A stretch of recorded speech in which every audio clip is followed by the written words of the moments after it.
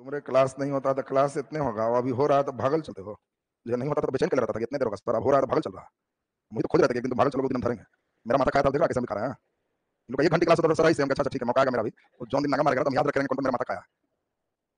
चलो याद किया पिछला क्लास, चल शुरू कर, शुरू कर जल्दी से, तब तक सब जुटेगा। बोलो अशोक की माता का नाम क्या था? सुब्रतांगी। बैठो, बोलो तुम बता बगल में। याद नहीं तो खाली यहाँ खाने के लिए दे लिया है। हॉस्टल लिया कि खाली खा के एकदम सराहो, कितना वैरायटी है, जीवन दोबारा नहीं मिलेगा। लोग इसी के लिए रूम लिया गया है एकदम खा खा के सराहो, जावत जीवित सुखम जीवित। ये सब चार्वक सिद्धांत पर है। कुछ लोग का सिद्धांत है पढ़तन जहू मर्तन न पढ़तन ओहू मर्तन, काहे बैठ के पढ़तन ठंडा में आराम करतन, बैठ के वही सिद्धांत पर है। लिखा है सर, याद नहीं, जितना लिखा दिया एकदम अगला दिन किसी से पूछे तो एकदम टन सुनाओ। चलिए हम लोग पिछला क्लास में चल रहे थे मौर्यकाल, और मौर्यकाल में अशोक चल रहे थे। अशोक के हम लोग अभिलेख चल रहे थे बृहद शिलालेख, नीचे हेडिंग दे दीजिए अशोक के बृहद शिलालेख। बृहद शिलालेख, लघु शिलालेख, स्तंभ लेख, गुफा लेख, हेडिंग दिला दिया था सबको ना। चलिए नीचे हेडिंग अशोक के बृहद शिलालेख, खास करने के लिए मानचित्र वगैरह बना दिया, इससे फास्ट हो जाएगा हम लोग। अशोक का बृहद शिलालेख लिखा हुआ है, बृहद शिलालेख, अशोक के बृहद शिलालेख। चलो सुनो, हर बच्चे का बोर्ड पर एकदम ध्यान चाहिए, पहले खूब बढ़िया से सुनिए। बृहद मतलब क्या होता है? बड़ा, और शिला मतलब क्या होता है? पत्थर। बड़े बड़े पत्थरों पर उसके लेख लिखे हुए थे। ये लेख को उसके व्यक्तिगत अपनी पत्नी कौन है, बेटा कौन है, ये नहीं था, ये उसके राजकीय आदेश थे। राजकीय आदेश का मतलब है राज्य हित में जो भी वो ऑर्डर दे रहा है या जो घटना हित में है उसकी चर्चा बृहद शिलालेख में मिलती है। तो बृहद शिलालेख एक अशोक का राजकीय शिलालेख है। इसकी संख्या कितनी है? तो 14। हम लोग पिछले क्लास में देखे थे कि बृहद शिलालेख की संख्या कितनी है? 14। और कितने जगह से मिला? 8 जगहों से मिला। ये 8 जगहों से 14 संख्या क्या हो गया? तो सिखाए थे 8 स्थान पर बड़े बड़े लेख लिखे हैं, जिसमें 1 2 3 4 करके कुल 14 बातें अशोक की लिखी गई है, इसीलिए इसकी संख्या 14 है। संख्या 14 और 8 स्थान का मतलब क्या हुआ? विभिन्न 8 जगहों से अशोक के 14 बातें लिखी हुई मिली है, जिसको बृहद शिलालेख का। अभी 8 जगह को आपकी ड्यूटी है पूरे बढ़िया से फटाफट याद रखना। एक पॉइंट का नाम था सहबाजगढ़ी, सहबाजगढ़ी। दूसरे पॉइंट का नाम था मनसेहरा, सहबाजगढ़ी। और कौन है? मनसेहरा। ये भारत से बाहर है। जब हम यहां आएंगे तो यही हम लोग का है, जिसका नाम उत्तराखंड में, बोलो कौन है? कालसी। कालसी। फिर जब भूगोल पढ़ाएंगे तो आपसे पूछेंगे कालसी किस नदी के किनारे। अब धीरे धीरे भोगवा करने वाला है, उत्तराखंड में भोगवा आएगा।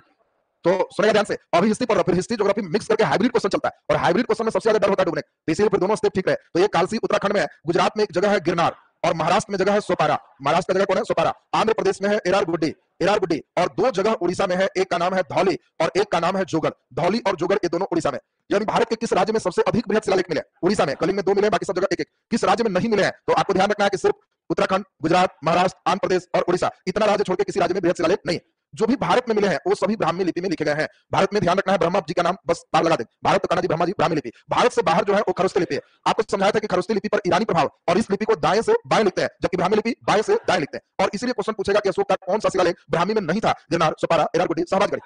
अभी तो सब यहीं पर, कोई भारी नहीं। सहबाजगढ़ी और मनसेहरा दोनों किसमें है? खरस्ती। बाकी सब किसमें? ब्राह्मी लिपि में। अब इसी में जो 14 बातें थी, क्वेश्चन कम से कम आपको ध्यान रखना है कि 14 में सभी नहीं, लेकिन 5-6 कम से कम सब बच्चे को बिल्कुल याद चाहिए रटन। और 14 बातों में हम लोगों को सबसे इंपॉर्टेंट 13वां, ये किसी भी परीक्षा में पूछता है। बाकी 1 to 6 जो देख रहे हो, ये आपका स्तरीय स्नातक स्तर की परीक्षा नहीं पूछेगा। तो पहला एक इंपॉर्टेंट हो गया। 13वां नंबर, इसी में अशोक अपने कलिंग युद्ध की चर्चा करता है। अशोक कहता है कि हम अपने शासन के 8वें वर्ष कलिंग युद्ध की, और युद्ध की विभीषिका को देख के लाखों लोग मरे, मेरा हृदय पिघल गया, और हमने युद्ध विजय की नीति त्याग दिया और धर्म विजय की नीति अपना लिया। धर्म विजय या धर्म विजय एक ही है। धर्म जो है वो प्राकृत वर्ड है धर्म का, तो इसलिए हमने धर्म विजय की नीति को अपना ली। अब इसी को जान करके क्वेश्चन आपसे कई बार कुछ नहीं देके क्वेश्चन पूछेगा, अशोक धर्म विजय को अपनाया, किस अभिलेख से जानकारी मिलती? तो कलिंग छोड़ दिया, और ई वाला पूछ रहा है तो कई लड़का छोड़ देता है। ध्यान रखना है 13वां किससे? 13वां अभिलेख से, कलिंग युद्ध से इसकी जानकारी मिली। इसमें पहले एक बात फटाफट चले। 1 नंबर बात है, इसने पशु हत्या पर रोक लगाया और बड़े समारोह पर रोक लगाया। तो जब हम कहे 1 तो कहना 1 नंबर बात है, बड़ा समारोह पर रोक और पशु हत्या पर रोक। 2 माने 2 माने टूट गया, टूट गया तो अस्पताल पड़ोसी ले गए, तो अस्पताल और दक्षिण पड़ोसी केरलपूत, सत्यपूत, चेर, पांड, इसका उल्लेख किया गया है। 3 1 2 3 3 का मतलब वो अपने अधिकारी को प्रत्येक 5 वर्ष पर अपने क्षेत्र के दौरा करने का निर्देश देता है कि अपने क्षेत्र को घूमो, देखो, हर 5 साल पर तुम्हें जाना है। 4 माने फोड़ दिए, और फोड़ दिए तो धर्म से आवाज किया। इसमें अशोक ने धर्म नीति का उल्लेख किया। इसने उसमें कहा कि धर्म क्या है, हम धर्म क्यों अपनाएं। कई इतिहासकार मानते हैं कि अशोक का धर्म बौद्ध धर्म, लेकिन कुछ लोग कहते हैं कि नहीं, नया धर्म। लेकिन अंततः निष्कर्ष तुम किसमें रहो, बौद्ध धर्म की नया धर्म? तो ध्यान रखना, अशोक का धर्म न बौद्ध धर्म है न नया धर्म है, वो नीतियों का संग्रह। ध्यान में सेट करके, कोई लड़का बौद्ध धर्म मार देता है, अशोक का धर्म न बौद्ध धर्म है और न ही नया धर्म है, वो कुछ अच्छे नियमों का संग्रह कि क्या करना चाहिए। हम लोग देखेंगे कि आगे वो स्वयं 9 में कहता है कि हम चूत हमें, धर्म क्या है? और उसमें वो लिखता है कि जो कम खर्च करता है, सबके साथ मेल जोल से रहता है, माता पिता की आदर करता है, बड़ों की आदर करता है, वही धर्म। तो ये कोई धर्म नहीं है, तो अच्छे नियमों का संग्रह। इसमें ध्यान रखना है 5वां नंबर क्या है? 5वां क्या? तो वो एक, ध्यान से सुनना, वह एक नए अधिकारी की नियुक्ति करता है, और उस अधिकारी का नाम है धर्म महामात्र। धर्म महामात्र उसका सबसे बड़ा अधिकारी है अशोक का, और इसकी नियुक्ति का उल्लेख हमारा किसमें मिलता है? 5वां। और 5वां में कहता है कि हम धर्म महामात्र नामक अधिकारी बनाए। इसी पर तो कई लोग धर्म है कि अगर अशोक का धर्म बौद्ध धर्म होता तो इसके प्रचार के लिए बौद्ध भिक्षु को लगाता। ये धर्म महामात्र को क्यों नियुक्त करो? इसका मतलब बौद्ध धर्म नहीं। बौद्ध धर्म रहता तो इसके प्रचार में बौद्ध भिक्षु लगते, धर्म महामात्र नहीं लगते। और ये सबसे बड़ा अधिकारी, ये 6ठा नंबर में कहता है कि मैं कहीं रहूं, शयन कक्ष में सोया हुआ भी, तो कोई संदेश है, इंपॉर्टेंट है, तो धर्म महामात्र हमको वहां के सीधे खबर करे। मामूली चीज नहीं समझो, उस जमाने का खबर है जिस समय राजतंत्र है। अशोक कंफर्म है कि मेरा बेटा ही राजा बनेगा, पब्लिक के वोट से कोई लेना देना नहीं। और तभी कह रहा है अपने अधिकारी को कि कोई भी लोक हित का खबर है तो हम अपने शयन कक्ष में भी है तो हमको आके कहो। 6ठा अभिलेख कहता है आजकल यहाँ सोचो लोकतंत्र है, 5 साल में चुनाव, फिर भी जाओगे मंत्री जी तक बैठिए, अभी सो गए, अभी सोए हुए हैं, उधर है, कोई बात नहीं करेगा, 2 घंटा 3 घंटा तपस्या कर रहा है, तब जाकर कहेगा कि अभी जगह, अभी फ्रेश होंगे, 1 घंटा और बैठना हो। आजकल लोकतंत्र है, तो लक्षण। अब उस समय राजतंत्र था, तो अशोक छत्ता में कह रहा है कि कहीं हम आए तो हमको न्यूज दो। बड़ा सीखने वाली बात, और इसीलिए सिक्स से सीख जाना, ये बड़ा अच्छी इंपॉर्टेंट बात है, सीखा इसमें। अब इसमें हम लोगों को ध्यान रखना है, 13 नंबर कलिंग युद्ध और धम्म विजय का उल्लेख है। इसी में एक सबसे इंपॉर्टेंट बात समझाए थे कि 13 नंबर को अशोक बड़ा तेज था, धौली और जोगर में कहा कि सब रहने देना, 13वां वाला हटा देना, क्योंकि वो लोग कलिंग में ही है, वो लोग पढ़ेगा कि हम शासन के 8वें वर्ष इन लोगों को बहुत मारे थे, तो उन लोगों को बड़ा तकलीफ होगी कि हमारे बहुत मारा था, सही में मारा था, तो इसीलिए वो 13वां नंबर धौली और जोगर में हटा दिया, वहां पे अतिरिक्त लाइन लिखवा दिया, सारे प्रजा मेरे संतान। वहां कलिंग युद्ध हृदय की बात ही नहीं की। तो आपसे पूछा जाएगा कि बताओ अतिरिक्त अभिलेख सारे प्रजा मेरे संतान है क्या सब जगह है? नहीं, सिर्फ कहां है? धौली और जोगर में। ये 13वां हटा करके उसकी चर्चा। 13वां में केवल कलिंग युद्ध का ही चर्चा नहीं है, इसमें पड़ोसी देश की भी चर्चा है, और इसीलिए आपसे क्वेश्चन पूछा जाएगा पड़ोसी का चर्चा कहां कहां है? एक दू में और एक 13 में। दू में चर्चा है दक्षिण पड़ोसी, और 13 में जो देख रहे हो ये चर्चा है इधर का। उसने कहा कि सीरिया में राजा एंटीओकस दूसरा थे, मिस्र के राजा फिलाडेल्फस सेकंड है, मैसेडोनिया के राजा एंटीगोनस है, तो ये सब विदेशी राजा जो इधर के हैं उसकी चर्चा 13वां में। आपसे क्वेश्चन देगा अशोक के किस अभिलेख से मैसेडोनिया के राजा की जानकारी मिलती है? 13वां, वहां खाली कलिंग नहीं माना, 13वां से ही जानकारी मिलती है। तो अब ये बताओ, बिल्कुल लाइन क्लियर है सबका? जल्दी हम लोग नोट करते हुए चलेंगे। हाँ, बौद्ध धर्म कौन कहा कि नहीं अपनाया था? तू अपने से क्वेश्चन क्लियर करते। ओ, हम बोले कि बौद्ध उसने नया धर्म चलाया। धर्म क्या है? नीतियों का संग्रह। हम कोई धर्म मान रहा है, तुम लोग को एक नया कहे कैसे चलना चाहिए, ऐसे चलना चाहिए। अब वो एक चलने के लिए, किस लिए? इतने बड़े राज्य को जोड़ने के लिए, लड़ाई झगड़ा ना। बाकी अशोक की आस्था बौद्ध धर्म है। पूछेगा कहां से पता चलता है, तो भागलू अभिलेख, उसमें त्रिरत्न में आस्था प्रकट करता है। बुद्ध धर्म और संघ कहा कि एकदम सही है। दूसरा रुकमंदेही अभिलेख, वो स्वयं कहा कि जहां बुद्ध जन्म लिया हम गए हैं और टैक्स समाप्त कर दिया, आगे हम लोग पढ़ेंगे। तो बौद्ध धर्म में है, उसकी आस्था भी है, लेकिन उसने जो धर्म चलाया वो बौद्ध धर्म नहीं। ये बात ध्यान रखना। चलिए नीचे लिख दीजिए, बृहत शिलालेख नीचे डाल दीजिए। यह एक राजकीय आदेश थे, यह एक राजकीय आदेश थे, यह एक राजकीय आदेश थे। नीचे डैश लिख दीजिए, बृहत शिलालेख की संख्या, बृहत शिलालेख की संख्या 14 है, संख्या 14 है, जो विभिन्न 8 स्थानों से प्राप्त हुए हैं। बृहत शिलालेख की संख्या 14 है, जो विभिन्न 8 स्थानों से प्राप्त हुए हैं, विभिन्न 8 स्थानों से प्राप्त हुए हैं। नीचे डैश लिख दीजिए, शहबाजगढ़ी और मनसेहरा, शहबाजगढ़ी और मनसेहरा, मनसेहरा में खरोस्ती लिपि, में खरोस्ती लिपि, खरोस्ती लिपि तथा अन्य स्थानों से, अन्य स्थानों से ब्राह्मी लिपि में अभिलेख प्राप्त हुए हैं। ब्राह्मी लिपि में अभिलेख लिखे गए हैं, ब्राह्मी लिपि में अभिलेख लिखे गए हैं। पहला नंबर लिख दीजिए उत्तराखंड, या पहले कालसी लिख दो, कालसी ब्रैकेट में उत्तराखंड। पहला नंबर कालसी, कालसी ब्रैकेट में उत्तराखंड, उत्तराखंड। सेकंड नंबर लिख दीजिए गिरनार, दूसरा गिरनार गुजरात, गुजरात।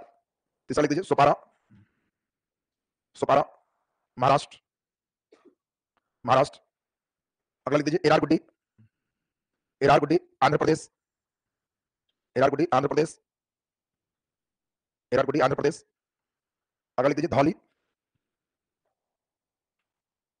धौली उड़ीसा। नेक्स्ट जोगड़ उड़ीसा, धौली जोगड़ उड़ीसा। बाकी हम लोग समझ गए, शहबाजगढ़ी और मनसेहरा भारत से बाहर, पाकिस्तान और एक अफगानिस्तान का क्षेत्र हो गया। नीचे लिख दीजिए, नीचे लिख दीजिए 14 बृहत शिलालेख में महत्वपूर्ण शिलालेख, 14 बृहत शिलालेख में महत्वपूर्ण शिलालेख, 14 बातों में महत्वपूर्ण बातें, 14 बृहत शिलालेख में महत्वपूर्ण शिलालेख, महत्वपूर्ण शिलालेख। नीचे लिख दीजिए संख्या 1 डैश, संख्या 1। बोलो पहला नंबर क्या कहा? 1 नंबर बात था पशु हत्या पर रोक, लिख दीजिए संख्या 1 डैश, पशु हत्या और बड़े समारोह पर रोक, पशु हत्या और बड़े समारोह पर रोक, पशु हत्या और बड़े समारोह पर रोक। नीचे लिख दीजिए संख्या 2, 2 में आपको बताया था टू, टू मैंने टूट गया, टूट गया तो अस्पताल, और अस्पताल कौन ले गए? पड़ोसी, तो लिख दीजिए दक्षिण पड़ोसी, दक्षिण पड़ोसी और अस्पताल बनवाने का उल्लेख, और अस्पताल बनवाने का उल्लेख। किसके लिए हॉस्पिटल बनवाए? मानव के लिए कि पशु के लिए? दोनों के लिए, है ना।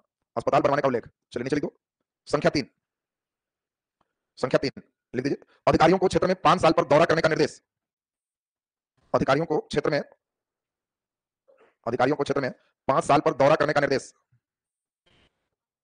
अधिकारियों को क्षेत्र में 5 साल में दौरा करने का निर्देश, दौरा करने का निर्देश।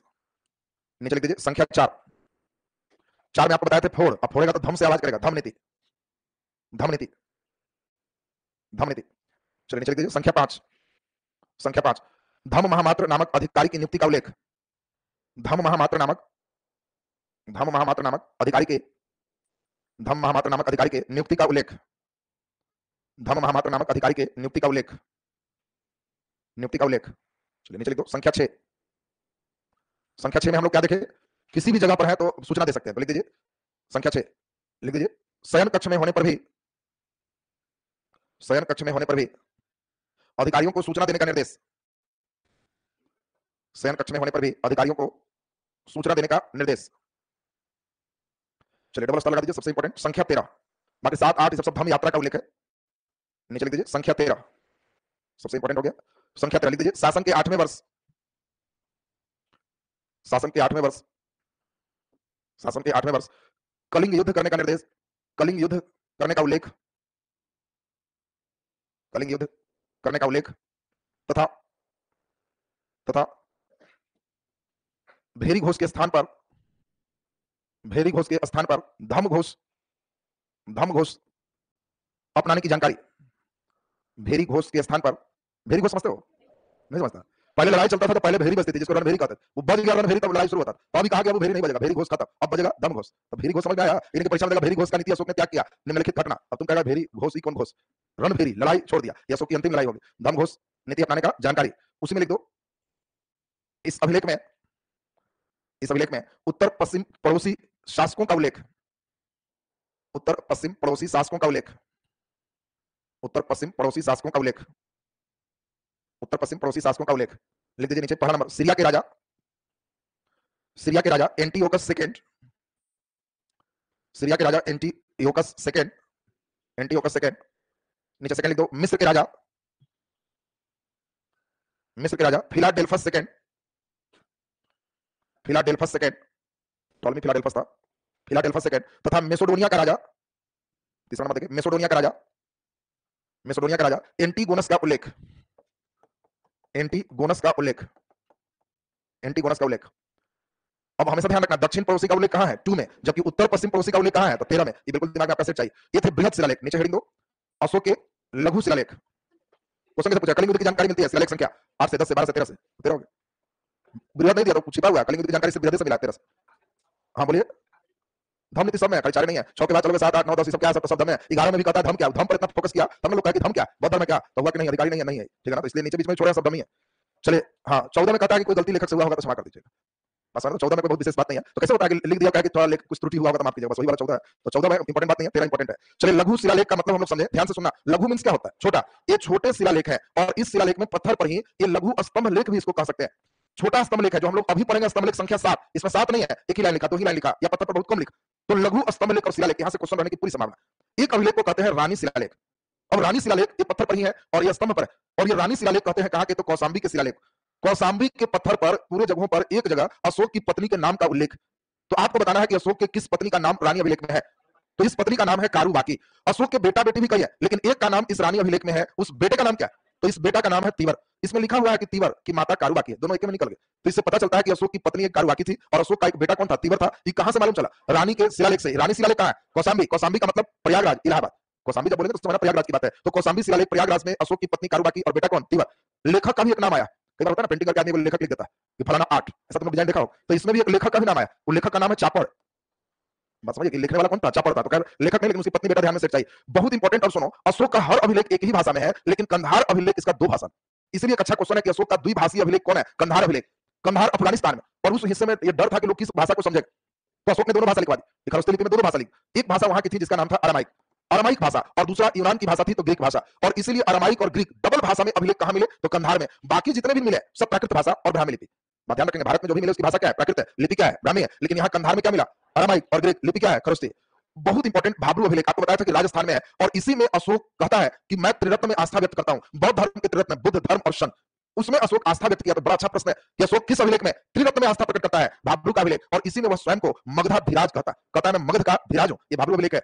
निगाली सागर और रुकमनदेही दोनों बहुत इंपॉर्टेंट, दोनों नेपाल में। और निगाली सागर अभिलेख में लिखा हुआ है, अशोक कहता है कि मैं अपने शासन के 14वें वर्ष निगाली सागर की यात्रा की और वहां एक कनक मुनि थे बौद्ध धर्म से संबंधित। उनके एक स्तूप बने हुए थे। स्तूप तो हमेशा बौद्ध धर्म नहीं बनता है। मैंने वहां गया तो चर्चा चला कि बहुत बड़े संत थे, तो हमने उनके स्तूप को दुगना साइज का करवाया। तो कनक मुनि के स्तूप को डबल कर दिया। ये निगाली सागर के अभिलेख से पता चलता है। इस शासन के 14वें वर्ष वहां गए। इससे भी ज्यादा दुलरुआ ये है, तो हमेशा पूछता है। रुकमनदेही अभिलेख, अशोक कहता है कि हम अपने शासन के 20वें वर्ष गौतम बुद्ध के जन्म स्थल पर गए। और वही जो हम लोग कपिल वस्तु का लुम्बिनी ग्राम रखते हैं, इसी लुम्बिनी का नाम रुकमनदेही। और उन्होंने कहा कि चूंकि वहां गौतम बुद्ध जन्म लिए थे, इसीलिए वहां जो धार्मिक कर लगता था बलि, उसको माफ कर दी। बलि एक धार्मिक कर था जिसको माफ कर दिए। और भाग ये भूमि कर था जिसको 1/6 से 1/8 कर दिए। यानी हम लोग को उस समय के टैक्स व्यवस्था पर प्रकाश पड़ता। क्वेश्चन आएगा किस अभिलेख से उस समय के कर व्यवस्था पर प्रकाश पड़ता? तो जैसे ही कहेगा टैक्स, तो तुमको ध्यान रखना है कि रोड पर टैक्स लेने के लिए हम लोग बांस लगा के रखते हैं। तो चंदा लक्ष्मी पूजा टैक्स, मंदिर बनाने का टैक्स, तो गाड़ी जाने देते हैं कि रोक देते हैं? तो बस यहाँ है रुको, क्यों? मन कर रहा है कि कुछ दो, नाम दिख रहा है। जैसे ही कहा रुको, क्यों? तो मन कर रहा है कुछ दो, तो कहना कि वो टैक्स की जानकारी। तो रुक मन दे, ये देखते ही कहना कि वो समझ गया कि इससे टैक्स की जानकारी मिलती है। और ये अशोक किस समय गया? शासन के 20वें वर्ष। मास्की और गुजरात को समझाया थे, मास्की कर्नाटक में है और गुजरात मध्य प्रदेश में है। यहाँ अशोक का नाम अशोक मिलता है। अशोक का नाम क्या मिला? अशोक। अब इन सभी बातों को इसी तरह से प्रयागराज भी एक अभिलेख है। इस अभिलेख में ही आप देखें, ये सबसे इंपॉर्टेंट है, रानी अभिलेख भी इसको कह रहा है। इसी अभिलेख को आपको याद है कि हरिसेन टंगवा करके इसको कौशाम्बी से इलाहाबाद लाया और वहां समुद्रगुप्त के विजय का वर्णन इसी पे कर दिया। और इसीलिए प्रयाग प्रशस्ति अभिलेख आप नाम सुने हो। अशोक वाला बेचारा ऊपर कुछ लिखा हुआ है, नीचे खोद के समुद्रगुप्त के लिख दी। बाद में जहांगीर वो देखा तो वो भी अपना कुछ बात लिख दी।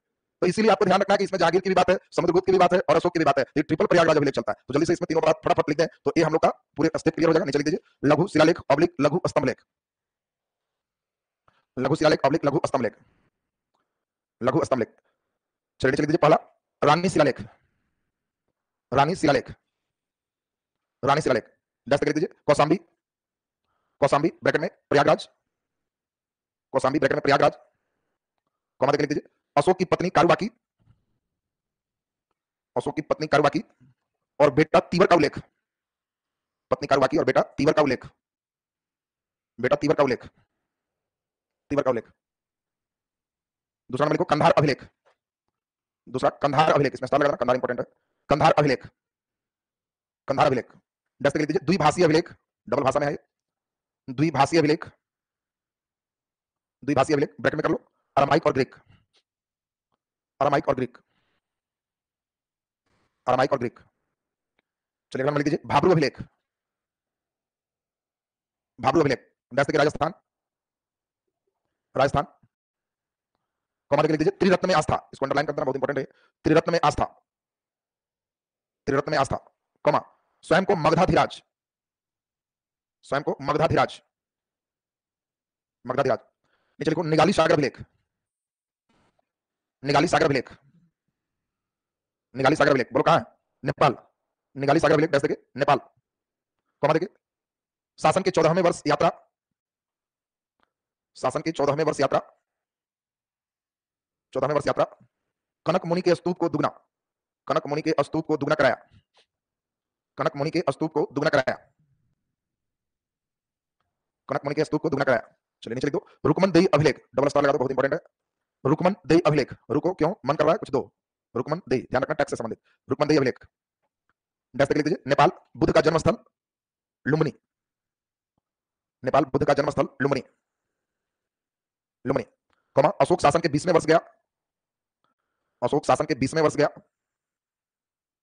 शासन के 20वें वर्ष गया, कॉमा कर व्यवस्था पर प्रकाश पड़ता है, टैक्स, कर ब्रैकेट में टैक्स व्यवस्था पर प्रकाश पड़ता है। चलिए मास्की और गुजरात तो लिखा हुआ है तुम्हारा, अशोक का नाम अशोक मिला लिखा है ना। नीचे लिख दीजिए डैश देखिए प्रयागराज अभिलेख, प्रयागराज अभिलेख, प्रयागराज अभिलेख में समुद्रगुप्त के, में समुद्रगुप्त के विजय का उल्लेख, समुद्रगुप्त के विजय का उल्लेख, कॉमा जहांगीर का भी लेख उत्कीर्ण है, जहांगीर का भी लेख उत्कीर्ण है, जहांगीर का भी लेख उत्कीर्ण है, जहांगीर का भी लेख उत्कीर्ण है। अब यहां से हम लोग का चलेगा स्तंभ की बार, जो हम लोग देखेंगे 6 जगह से मिलेगा, उसकी संख्या 7 है, फिर गुफा और फिर लगभग। कल थोड़ा सा हिस्ट्री को लंबा करेंगे, कल हम लोग कोशिश करेंगे लगभग लगभग करें, क्योंकि हम प्रयास करेंगे कि मौर्य काल आपका इधर एकदम कंप्लीट कर ले, फिर केवल मौर्योत्तर गुप्तोत्तर रहेगा। चलिए अभी आप कहीं तक, बाकी आएंगे बराबर, पाल का बराबर, ब्रह्मा वर्ष की 13वां वर्ष आ जाएगा।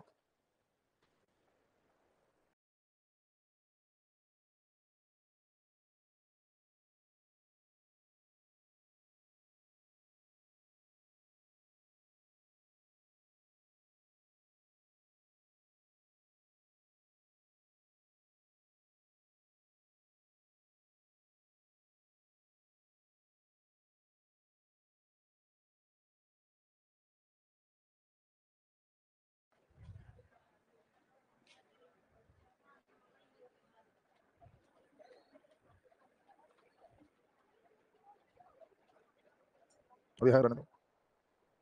चलिए हिस्ट्री की ओर हम लोग चले।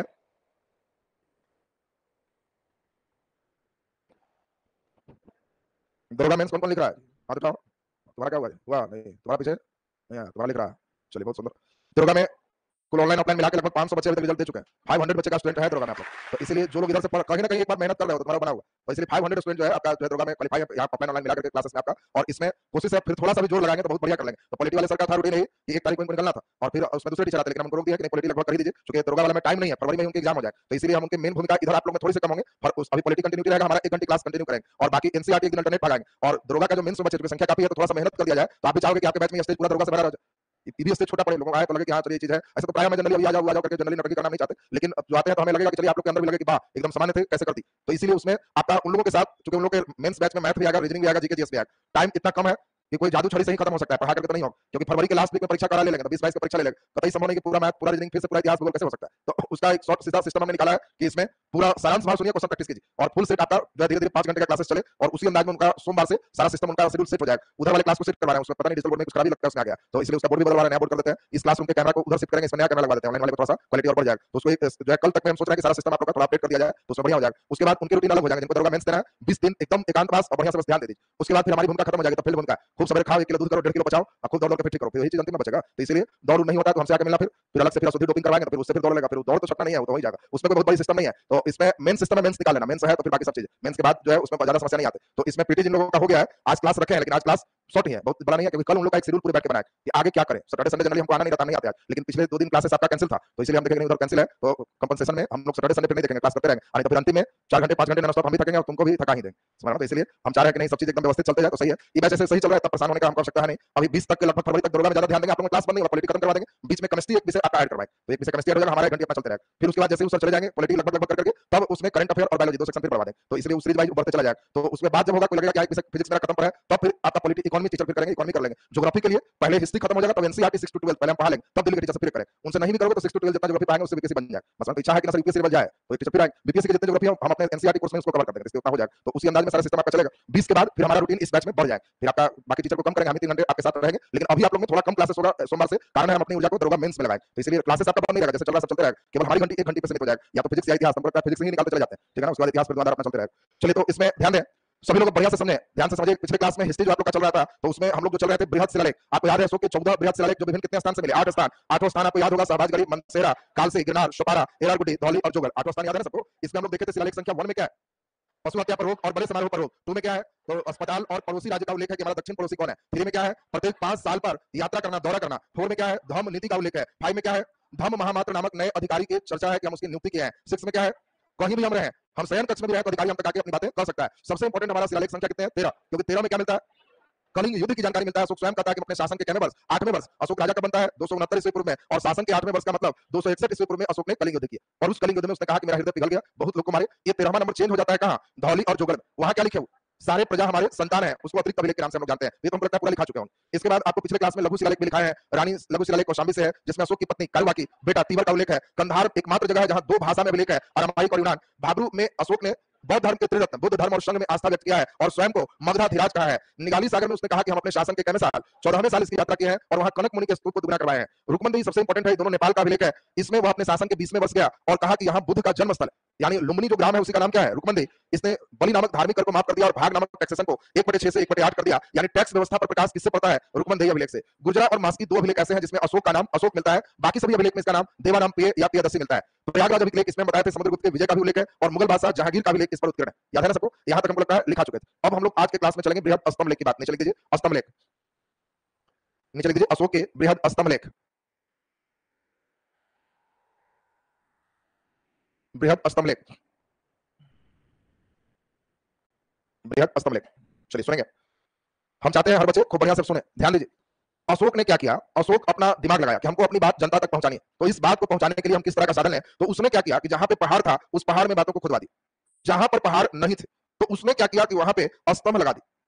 स्तंभ लगा दिया का मतलब है कि वहां पे पहाड़ से एक स्तंभ बनवाए। स्तंभ इतने यूनिक बनवाए कि उसको लोग देखने आते थे। आज ही बताओ कि कोई प्रधानमंत्री बहुत बड़ा स्तंभ बना दिया, 80 फीट का स्तंभ, और पेपर में निकले कि बीच में कोई ज्वाइंट नहीं है, फिर निकले कि ऊपर जो शेर बैठा हुआ है वो लग रहा है कि ऑटोमेटिक कूद जाएगा, एकदम सजीव जैसा है। तो तुमको इच्छा होगी कि उधर से गुजरेंगे तो एक बार देख लें, अगर जा रहे हो तो एक बार कहोगे रुको जरा देखें यहाँ, और वहां सेल्फी पॉइंट आज के व्यू से रहे तो लोग जरूर सेल्फी मार लेंगे। यहाँ मार देते हैं कि हम गुजरे और देखने गया है क्या स्तंभ, लेकिन उसमें नरेंद्र मोदी अपनी बात लिखी कि मैं चाहता हूं फलाना चिलाना ठिकाना बात लिखा हो। तो लोग गया सेल्फी लेने, लेकिन उसमें बात पढ़े तो उससे उनको मालूम चलेगा कि हमारे राजा क्या चाहते हैं। अब उसमें लिखा हुआ है कि मैं चाहता हूं कि सब लोग मिलजुल कर रहें, तो कहेंगे वो यहाँ मिलजुल कर रहने का संदेश। अशोक वही चाहता था कि हम अपनी बात कला के माध्यम से लोगों तक पहुंचाएं। तो जहां पहाड़ है वहां तो उसी में बृहत शिलालेख, छोटा पहाड़ है लघु शिलालेख, लेकिन जहां कुछ नहीं तो वहां पे उसने स्तंभ लेख दिए। अब पहला इंपॉर्टेंट सुनो, स्तंभ लेख सोच लो 40 फीट 50 फीट ऊंचे होते थे। सबसे बड़ी विशेषता है कि यह एकाश में होते थे। एकाश में समझते हो, एक पत्थर, कोई ज्वाइंट नहीं, एक पत्थर का, तो एकाश में। इसके बाद इसकी विशेषता है कहां से लिया जाता होगा 40 फीट ऊंचा, तो ये चुनार के पहाड़ से प्राप्त करते थे। और सोचो चुनार से प्राप्त करते थे, इतना भारी पत्थर को वहां बनवा करके इंजीनियरिंग कर करके ऊपर कमल जैसा आकार बनवाते थे, इसके ऊपर पशुओं का आकार पत्थर में ही बनवाते थे। अब सोच लो वो भी आकार कैसा, एकदम सजीवता के साथ। स्तंभ कैसा, दर्पण वट पॉलिश, ऐनक जैसा चमक है उस। सोचो उस जमाने में दर्पण जैसा एकदम पॉलिश है, इसमें उनकी बातें लिखी हुई है। और ऐसे बृहद स्तंभ लेख की संख्या 7 है, जो विभिन्न 6 स्थान से मिले। बहुत इंपॉर्टेंट बात समझो, स्थान कितने हैं 6, फिर संख्या 7 क्या है सर, इसमें 7 बातें लिखी हुई है। इस स्तंभ में उनकी 7 बातें लिखी हुई है, इसलिए आपसे पूछा जाएगा स्तंभ लेख की संख्या, तो 7। अगर 7 से कम है तो उसको लघु स्तंभ लेख कहते हैं, जो पिछले दिन हम लोग पढ़ चुके। पूरे 7 है तो ये बृहद स्तंभ लेख है। और ये कितने जगह मिले, 6 जगह। अब सोचो ये 6 जगह में आपको ये समझ में आ गया पत्थर कहां से लिए, चुनार से। इसके गुण कैसे थे, एकाश में थे, दर्पण वट पॉलिश थे। अब ये सब मेंस में जब पढ़ोगे तो मेंस में मौलिक कला में सब लिखना आएगा शेर के साथ, क्या क्या उसकी खूबसूरती थी, तो वो सब हम लोग पूरे वहां पर डिटेल देखेंगे। अभी पीटी पॉइंट ऑफ व्यू से केवल गुण से काम हो जाएगा। अब इसमें किस किस स्थान पर इसको खड़ा किया गया, तो देखो बड़ा इंपॉर्टेंट बात, हरियाणा में एक जगह है टोपड़ा। टोपड़ा में फिरोज इसको किस स्थान पर खड़ा किया गया, तो पहले तो ध्यान रखना है राजमार्ग के किनारे, सड़क किनारे इसको खड़ा किया गया कि कोई व्यक्ति रोड से जा रहा है तो रोक के पथ पर ले। अब इसमें टोपड़ा में ये राजमार्ग जिसको अभी हम लोग जीटी रोड के नाम से जानते हैं, ये जीटी रोड कौन बनवाया, कौन बनवाया, तो अशोक बनवाया, शेरशाह सूरी नाला करता है। जीटी रोड बनाने वाला कौन है, अशोक है, चंद्रगुप्त मौर्य और अशोक जीटी रोड बनवाया। शेरशाह सूरी जीटी रोड बनाएगा तो तुमको अपना बुद्धि नहीं काम करता है कि कलकत्ता से लेकर पाकिस्तान के पेशावर तक रोड है, और शेरशाह सूरी अपने बेचारा 4 साल रह के अपने उमर गया। तुमको लगता है 4 साल में रोड बन पाएगा? आज के डेट में इतना पॉपुलर और जेसीबी काम कर रहा है, तो 4 साल में तुमको कहे कलकत्ता से पाकिस्तान तक बना दो, बन जाएगा? अब इतना जेसीबी है जो तो नहीं बनेगा, उस समय खाली मानव श्रम से ही काम करना था, तो कतई संभव नहीं है कि उससे बन जाए। इसीलिए इस काल में जहां चंद्रगुप्त मौर्य उतने साल 24 साल शासन किए, लोग का शासन उतना लंबा है, उस समय ये उत्तरा पथ के नाम से जाना जाता। जीटी रोड का नाम अशोक के समय क्या है, उत्तरा पथ। और वही रोड जब शेरशाह सूरी बना तो उसके समय तक आते आते गड्ढा उड्ढा हो गया, तो खाली मरम्मत किया। तो कोई गड्ढा है तो मरम्मती हो सकता है, तो खाली मरम्मत किया, और शेरशाह इसका नाम क्या दिया, जीटी रोड।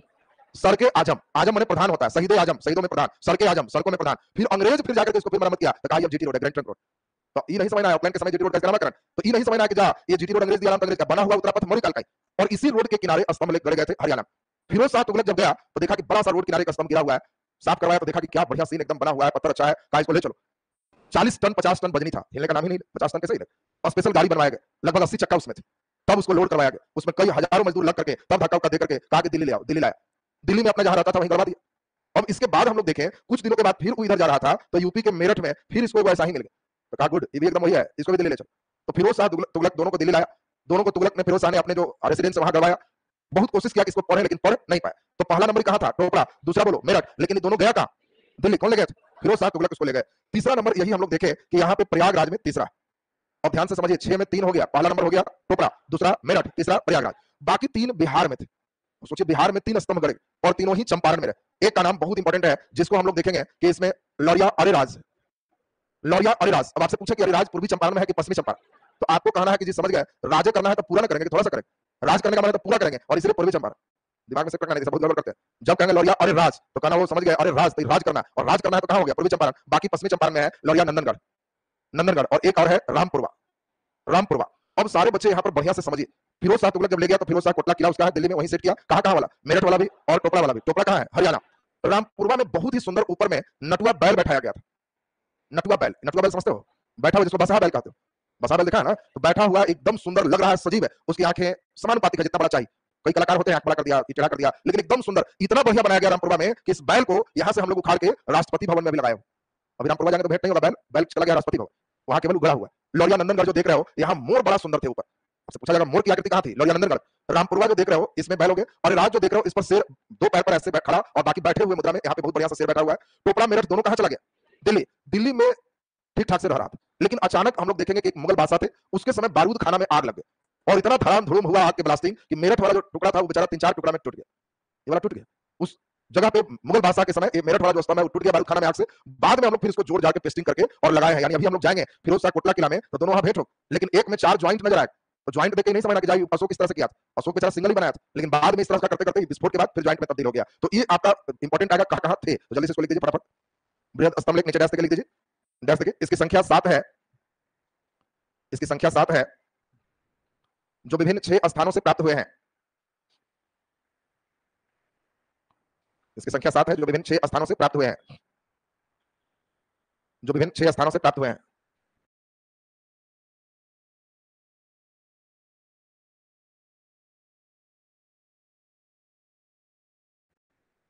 नीचे डबल स्टार लगा के लिख दीजिए। इसमें चुनार के पत्थर का प्रयोग किया गया है। चुनार के पत्थर का प्रयोग किया गया है। चुनार में पहाड़ है, वही पहाड़ का पत्थर। चुनार कहां है? यूपी में, बिहार से सटे हुए। चुनार के पत्थर का प्रयोग किया गया है।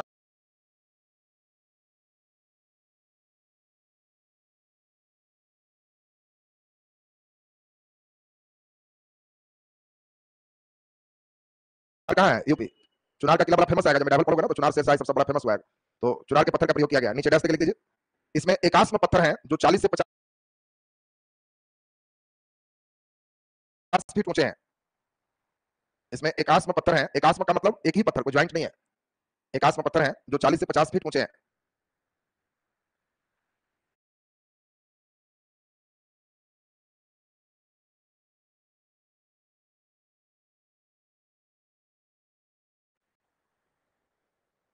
नीचे डैश देखिए। इन स्तंभों को राजमार्ग के किनारे गड़े गए थे। इन स्तंभों को राजमार्ग के किनारे गड़े गए थे। इन स्तंभों को राजमार्ग के किनारे गड़े गए थे। नीचे डैश लिख दीजिए। स्तंभ लेख प्राप्ति स्थल। स्तंभ लेख प्राप्ति स्थल। स्तंभ लेख प्राप्ति स्थल। पहला नंबर में लिख दीजिए टोपरा। टोपरा। टोपरा ब्रैकेट में हरियाणा। हरियाणा। दूसरा नंबर लिख दीजिए मेरठ।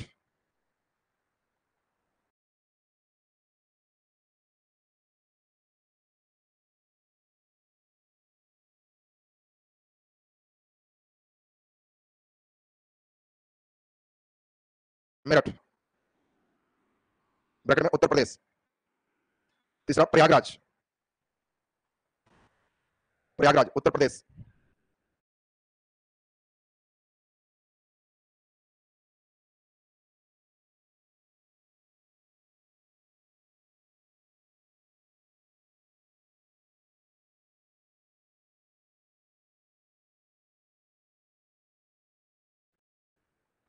प्रयागराज उत्तर प्रदेश। चौथा नंबर लिख दीजिए अरेराज। अरेराज, आगे लौरिया अरेराज भी कह सकते हो। लौरिया अरेराज या केवल अरेराज। अरेराज बोलो कहां है?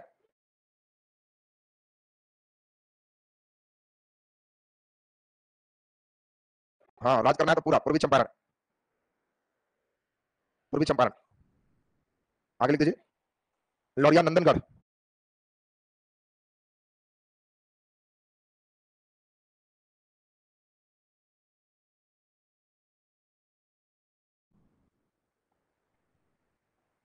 लौरिया नंदनगढ़ ब्रैकेट में पश्चिम चंपारण। पश्चिम चंपारण। और अगला नंबर लिख दीजिए रामपुरवा।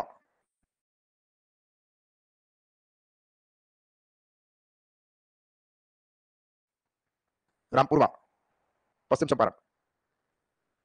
नीचे डबल स्टार लाकर रास्ते लिख दीजिए। बोलो कौन कौन दोनों को दिल्ली लाया गया? मेरठ और टोपरा कौन लाए?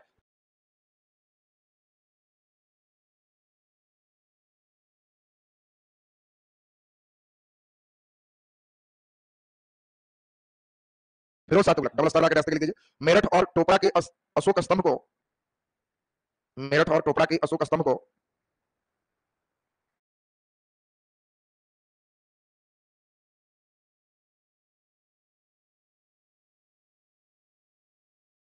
मेरठ और टोपरा के अशोक स्तंभ को फिरोज शाह तुगलक ने दिल्ली लाया। फिरोज शाह तुगलक ने दिल्ली लाया।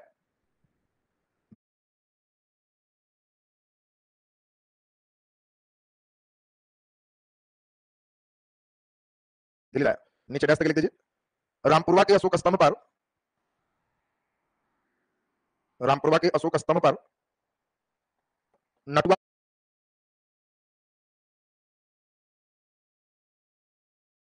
बैल थे। रामपुरवा के अशोक स्तंभ पर नटुआ बैल थे जो वर्तमान में, जो वर्तमान में बोलो कहां? राष्ट्रपति भवन में स्थित है। राष्ट्रपति भवन में स्थित है। राष्ट्रपति भवन में स्थित है। नीचे डैश लिख दीजिए लौरिया नंदनगढ़। लौरिया नंदनगढ़ में मोर बने थे। लौरिया नंदनगढ़ में मोर बने थे। मोर बने थे। चलिए इसमें थोड़ा सा केवल हम लोग को समझना है, सारनाथ का थोड़ा सा हम लोग देख लेंगे स्टेप 1 2 और उसके बाद तब बराबर पहाड़ पूरे हम लोग देखेंगे, नागार्जुन पहाड़ लगभग अगले दिन हम लोग इसको कंप्लीट के सेक्शन पे पहुंचा देंगे, इसको खत्म करके ही फिर एक विषय पे रहेंगे, तो इसलिए इसको कंप्लीट कर लेंगे। कल आप लोग का क्लास देखते हैं इसमें क्या शेड्यूल रखते हैं, क्योंकि आज हमारा सैटरडे संडे में अपने वर्क के लिए शेड्यूल रहता है, लेकिन अभी हम गैपिंग मेथड तो कर लिए, कल भी हम देखते हैं, समोर का क्लास होगा तो मंडे से तो फिर आपका कंटिन्यूटी जैसे चलेगा। चलिए इधर भी है निशा और बाकी लोग हुआ है, चलिए बहुत बढ़िया, बधाई। निशांत जी है कि 65 नंबर था फिर भी नहीं हुआ, आपके अनुसार 65 था, आयोग के अनुसार हो सकता है 63 रह गया होगा। किस आंसर से जांचा है, लड़के अपने आंसर से जोड़े 65, अपना किस आंसर से जांचा है कुछ ठिकाना नहीं है।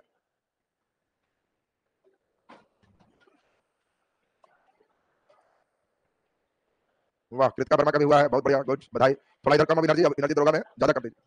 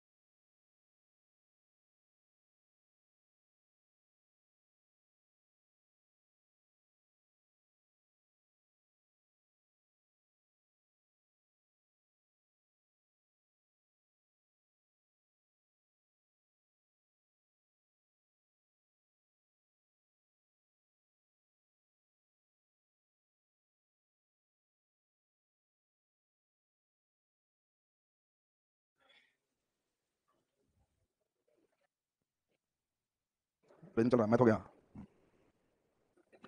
चलिए अब हम लोग शुरू करें। पिछला जल्दी से देख लो, पूछताछ पहला प्रक्रिया है। तुम ये लोग नो स्टडी नो टेंशन में जिंदगी जी रहा है कि पढ़ेंगे more study then more tension, no study no tension. Copy बंद कर दो, टेंशन बंद हो जाएगा। चलो तुम बताओ उधर बोलो, अशोक के किस शिलालेख में कलिंग युद्ध का वर्णन है? ठीक, 13वां। 13वां में क्या लिखा हुआ है? दो बात बताओ जो 13वां में लिखा है। वो तो अतिरिक्त लिखा है। 13वां में मेन एक्चुअल क्या है? कहना साल? ओ 13वें साल। कहना साल है 8वें साल। और एक और क्या लिखा हुआ? एक और क्या लिखा हुआ? ऐसा नहीं काम चलेगा। इतना स्लो क्लास चल रहा है तभी तुम लोग की हालत खराब है रे। फास्ट में तुम लोग का क्या होगा? ये लोग लगता है कि एकदम 3 जन्मी योजना लेके बैठा है। 3 वर्षीय नहीं, 3 जन्मी। इस जन्म में पूरा पढ़ के खत्म।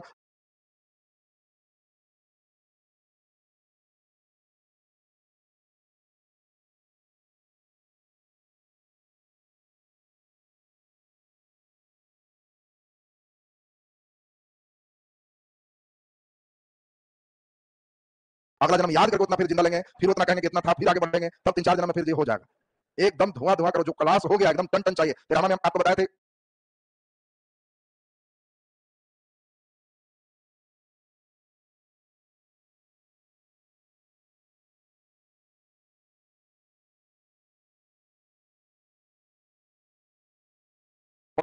पड़ोसी का भी उल्लेख है, उत्तर पश्चिम पड़ोसी। बढ़ जाओ, चलो तुम बताओ अशोक ने पड़ोसी के बारे में किस किस शिलालेख में बताया? दूसरा, 13वां, 5वां, 14वां।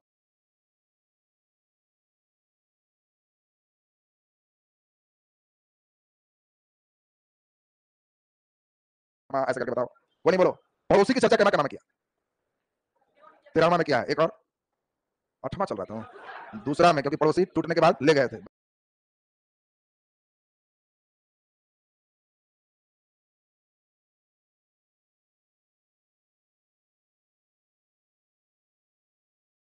बढ़ जाइए, क्वेश्चन कैसे रहेगा जो समझ में आ रहा है सबको ना? जो लिखा है एकदम पूरा पूरा ठीक करना है। चलो तुम बताओ, 6 जगह बताओ जहां से स्तंभ लेख मिले हैं। 6 स्थान जहां से स्तंभ लेख मिले हैं। ये लोग कर क्या रहा है तुम लोग ने? अब अगला दिन से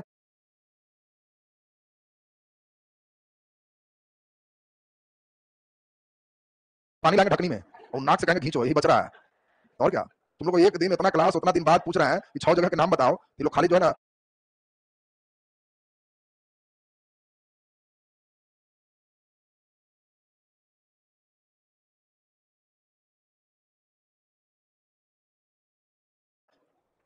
आई लास्ट बैठ रहा है। बैठो, कालसी कर रहा है तुम। अगला दिन से तो हम समझाते हैं। चलो पीछे खड़ा हो, खड़ा हो जल्दी।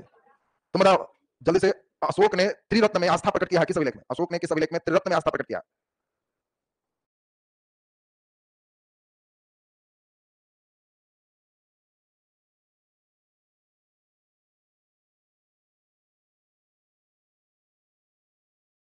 तेरहवां में त्रिरत्न याद है तुम लोगों को? भाब्रू अभिलेख, वहां स्वयं को मगधा धीराज कहा है और त्रिरत्न में आस्था प्रकट किया। एकदम ऑक्सीजन पर है, इसे प्राण नहीं बचेगा। बैठो, लास्ट आज बैठा दिए, एकदम फुल डिस्चार्ज बैटरी है एकदम।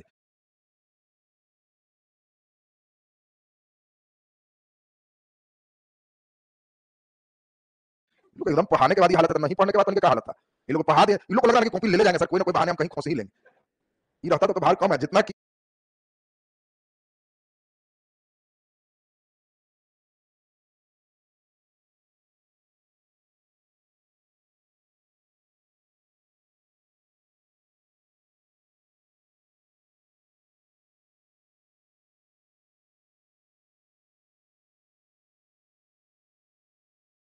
ये दिमाग में डालो एकदम फास्ट। और फिर एक ही बार में डाला हुआ, फिर दोबारा रिवीजन, दोबारा रिवीजन, धीरे धीरे एकदम हर पेज तुम्हारा ज्वाइनिंग लेटर तुम्हारे पास। जब तक ही नहीं करोगे, हल्ला करते फिरोगे।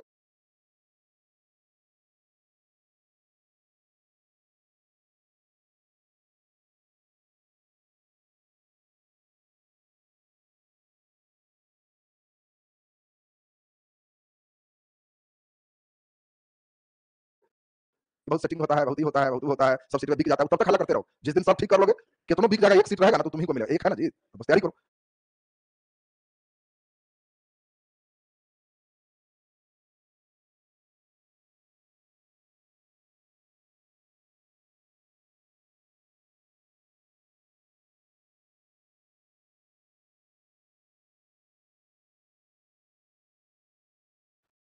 बढ़िया है। अब इसमें एक भी है तो तुम सोच लो कि हमसे ज्यादा तेज कोई नहीं होगा, एकदम हम ठीक कर लिया तो हो गया। तो तुमको तैयारी में जुटना है। कई लड़के बेचारे 4 साल से तैयारी कर रहे हैं तो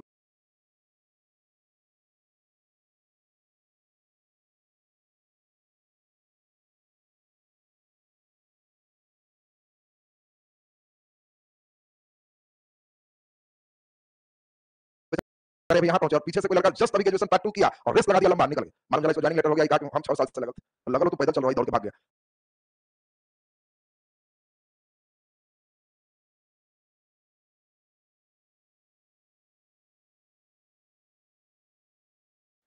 तो तुमको भागना होगा दौड़ करके, एकदम एक एक करके बचाओ। वो तुम लोग योजना में है कि इस साल पढ़ लेते हैं, फिर खत्म करेंगे ना तो लाइब्रेरी ज्वाइन करेंगे। वो कई लोग सोचते हैं ना, लाइक अभी नहीं पढ़ेगा, उनको पढ़ने के लिए लाइब्रेरी ज्वाइन करना पड़ेगा, घर तो पढ़ेगा, गेट पर पढ़ेगा कैसे?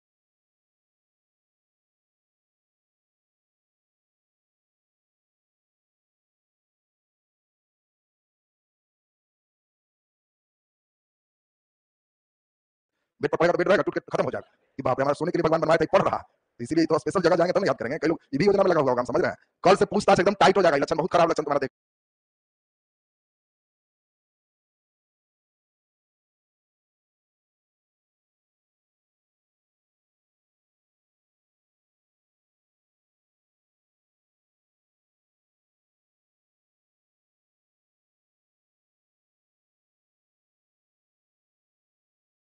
जितना पढ़ा है एकदम हम टास्क का जनती में दे देते हैं, उतना नहीं रख के आएगा तब समझना कि तुमको एकदम यहाँ बुला के और इज्जत में 4 चांद लगा देंगे। एकदम समझ लो, इतना प्रशंसा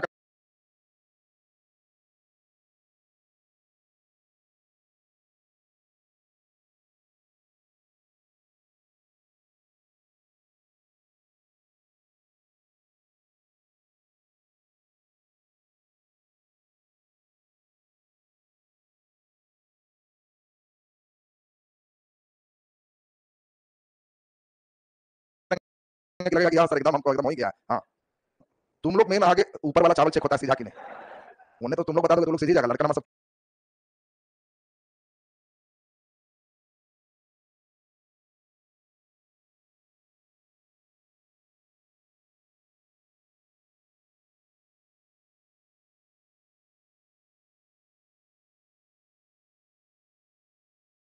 तेज है।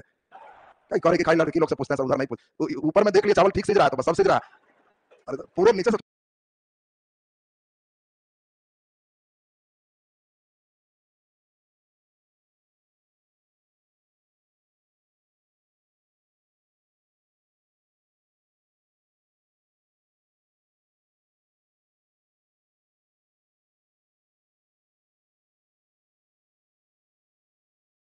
चेक करना रहता है। हाँ, देखो लड़कन कितना खुश है, कल कल कोई कोना से डराएगा, समझ लेना। चलिए शुरू किया जाए। हम लोग पिछला क्लास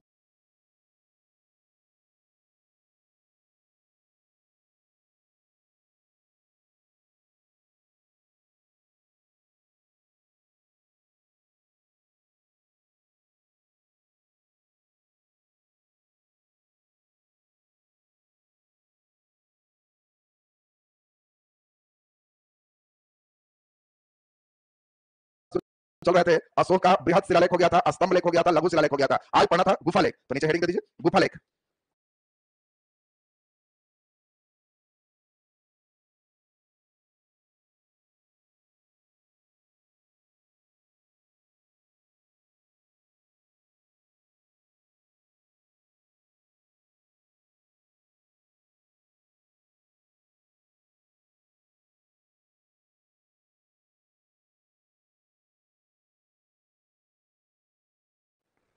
गुफा लेख, गुफा लेख। धीरे धीरे हम चाह रहे हैं कि फुल पावर सबका सीज करें, लोग खाना बंद करा जाए, तक याद नहीं हो तब जाके पड़ेगा। कई लोग एकदम फितर वाला एकदम हुरियत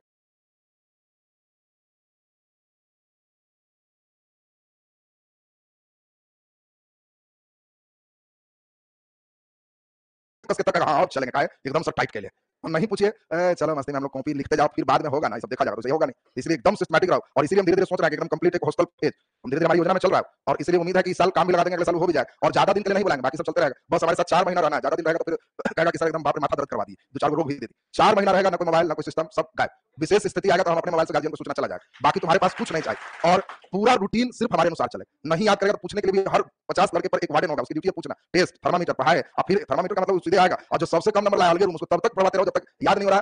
खाना रात का बंद रहेगा उससे, रात की रोटी सब्जी बंद रहेगा ना, तो अपने रटेगा हाँ ठीक हो गया, चलो अब खाना मिलेगा तुम्हारे लिए, नहीं तो खाना बंद करवाएंगे। और तब 4 महीना की तपस्या मारा, तो हम इसको मान के चल रहे हैं कि बस इतना तपस्या के बाद निकलेगा, तो फिर उसके बाद फिर सही, तो उसका एक रोटेशन क्रम बना रहे हैं, धीरे धीरे वो 4 महीने का एक रोटेशन क्रम रहे। लास्ट परीक्षा जब किसी चीज का आ जाए तो फिर 1 महीना सिर्फ सेल्फ स्टडी सेंटर बना, खाली कोचिंग पढ़ते रहोगे रिजल्ट नहीं हो।